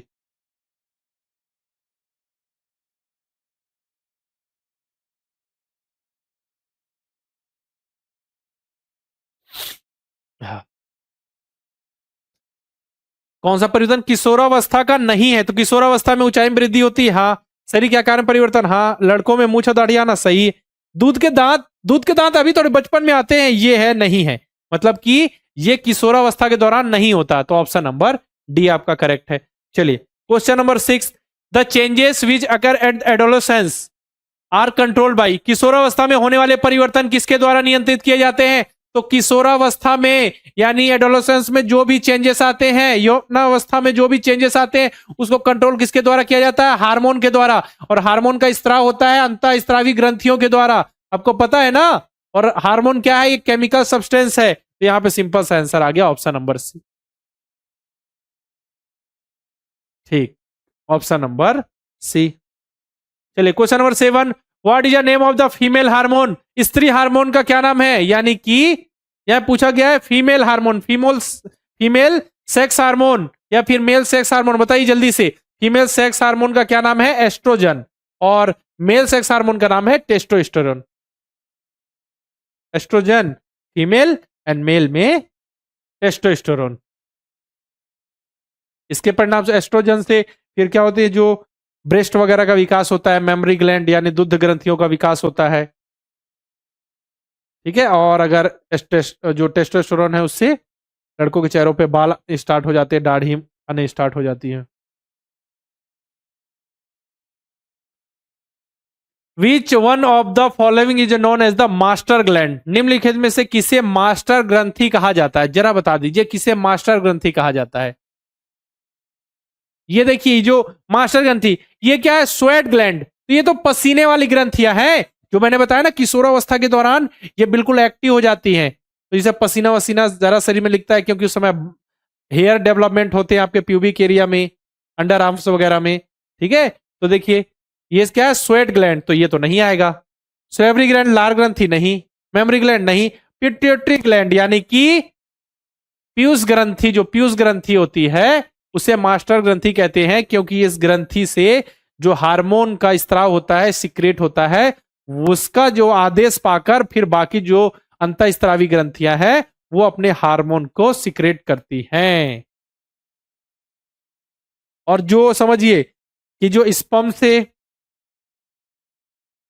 मतलब कि उससे क्या बोलते हैं, टेस्टिस से जो टेस्टोस्टेरोन हार्मोन और अगर ओवरी से एस्ट्रोजन हार्मोन जिसका जो स्त्राव हो रहा है, ठीक है, उसको भी कंट्रोल कौन करता है? पिट्यूटरी ग्लैंड से जो हार्मोन निकल रहा है वो।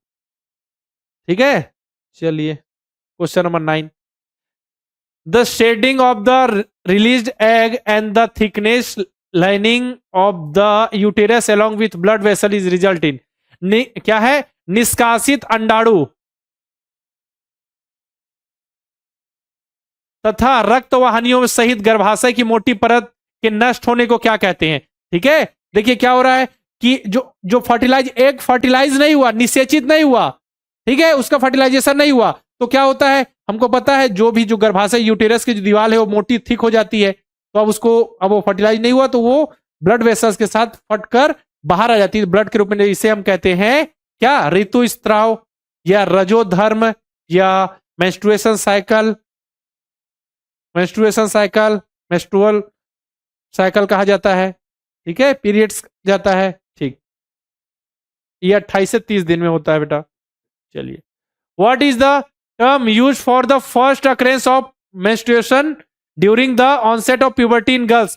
किशोरियों में यौन आरंभ के समय पहले ऋतु स्त्राव यानी फर्स्ट मेंस्ट्रुएशन को क्या कहा जाता है? तो फर्स्ट मेंस्ट्रुएशन क्या है?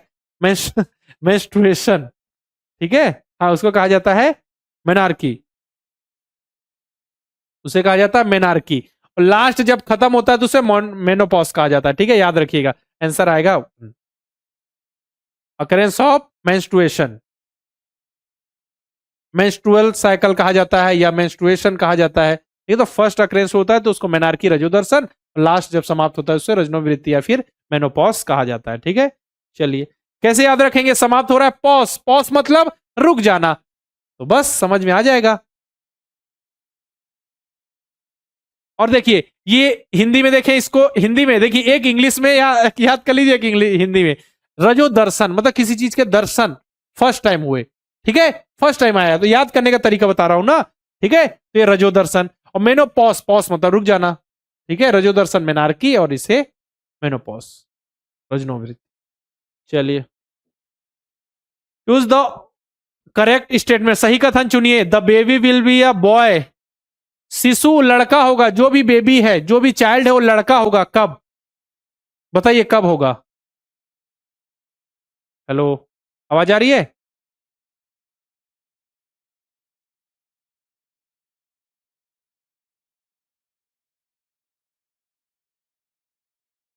क्या होगा बेटा? स्क्रीन क्लियर नहीं है, चलिए एक बार रुक जाइए बस।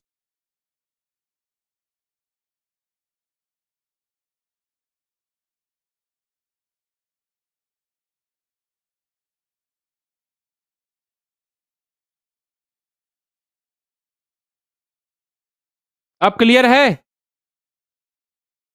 हेलो, अब बताइए जल्दी, क्लियर है अब?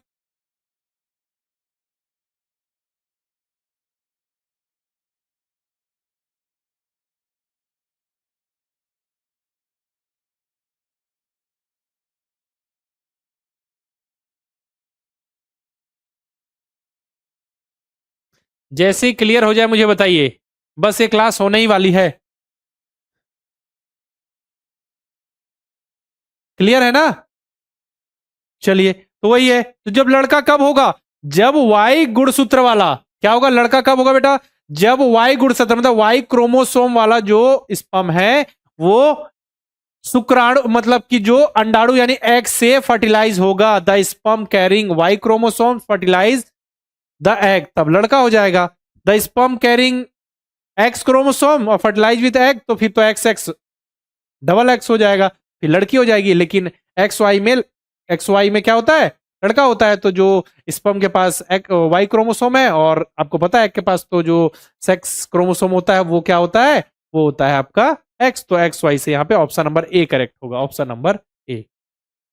ठीक है, सभी को क्लियर है? स्क्रीन आवाज क्लियर है? जल्दी से बताइए। फिर क्वेश्चन नंबर 12 की ओर चलते हैं। Where is the chromosomes present inside the cell? कोशिका के भीतर गुणसूत्र कहां पाए जाते हैं? तो कोशिका के भीतर कहां पाए जाते हैं? तो कोशिका के भीतर नाभिक में यानी न्यूक्लियस में, केंद्रक में पाए जाते हैं। याद रखिए, न्यूक्लियस यानी केंद्रक, नाभिक में पाए जाते हैं।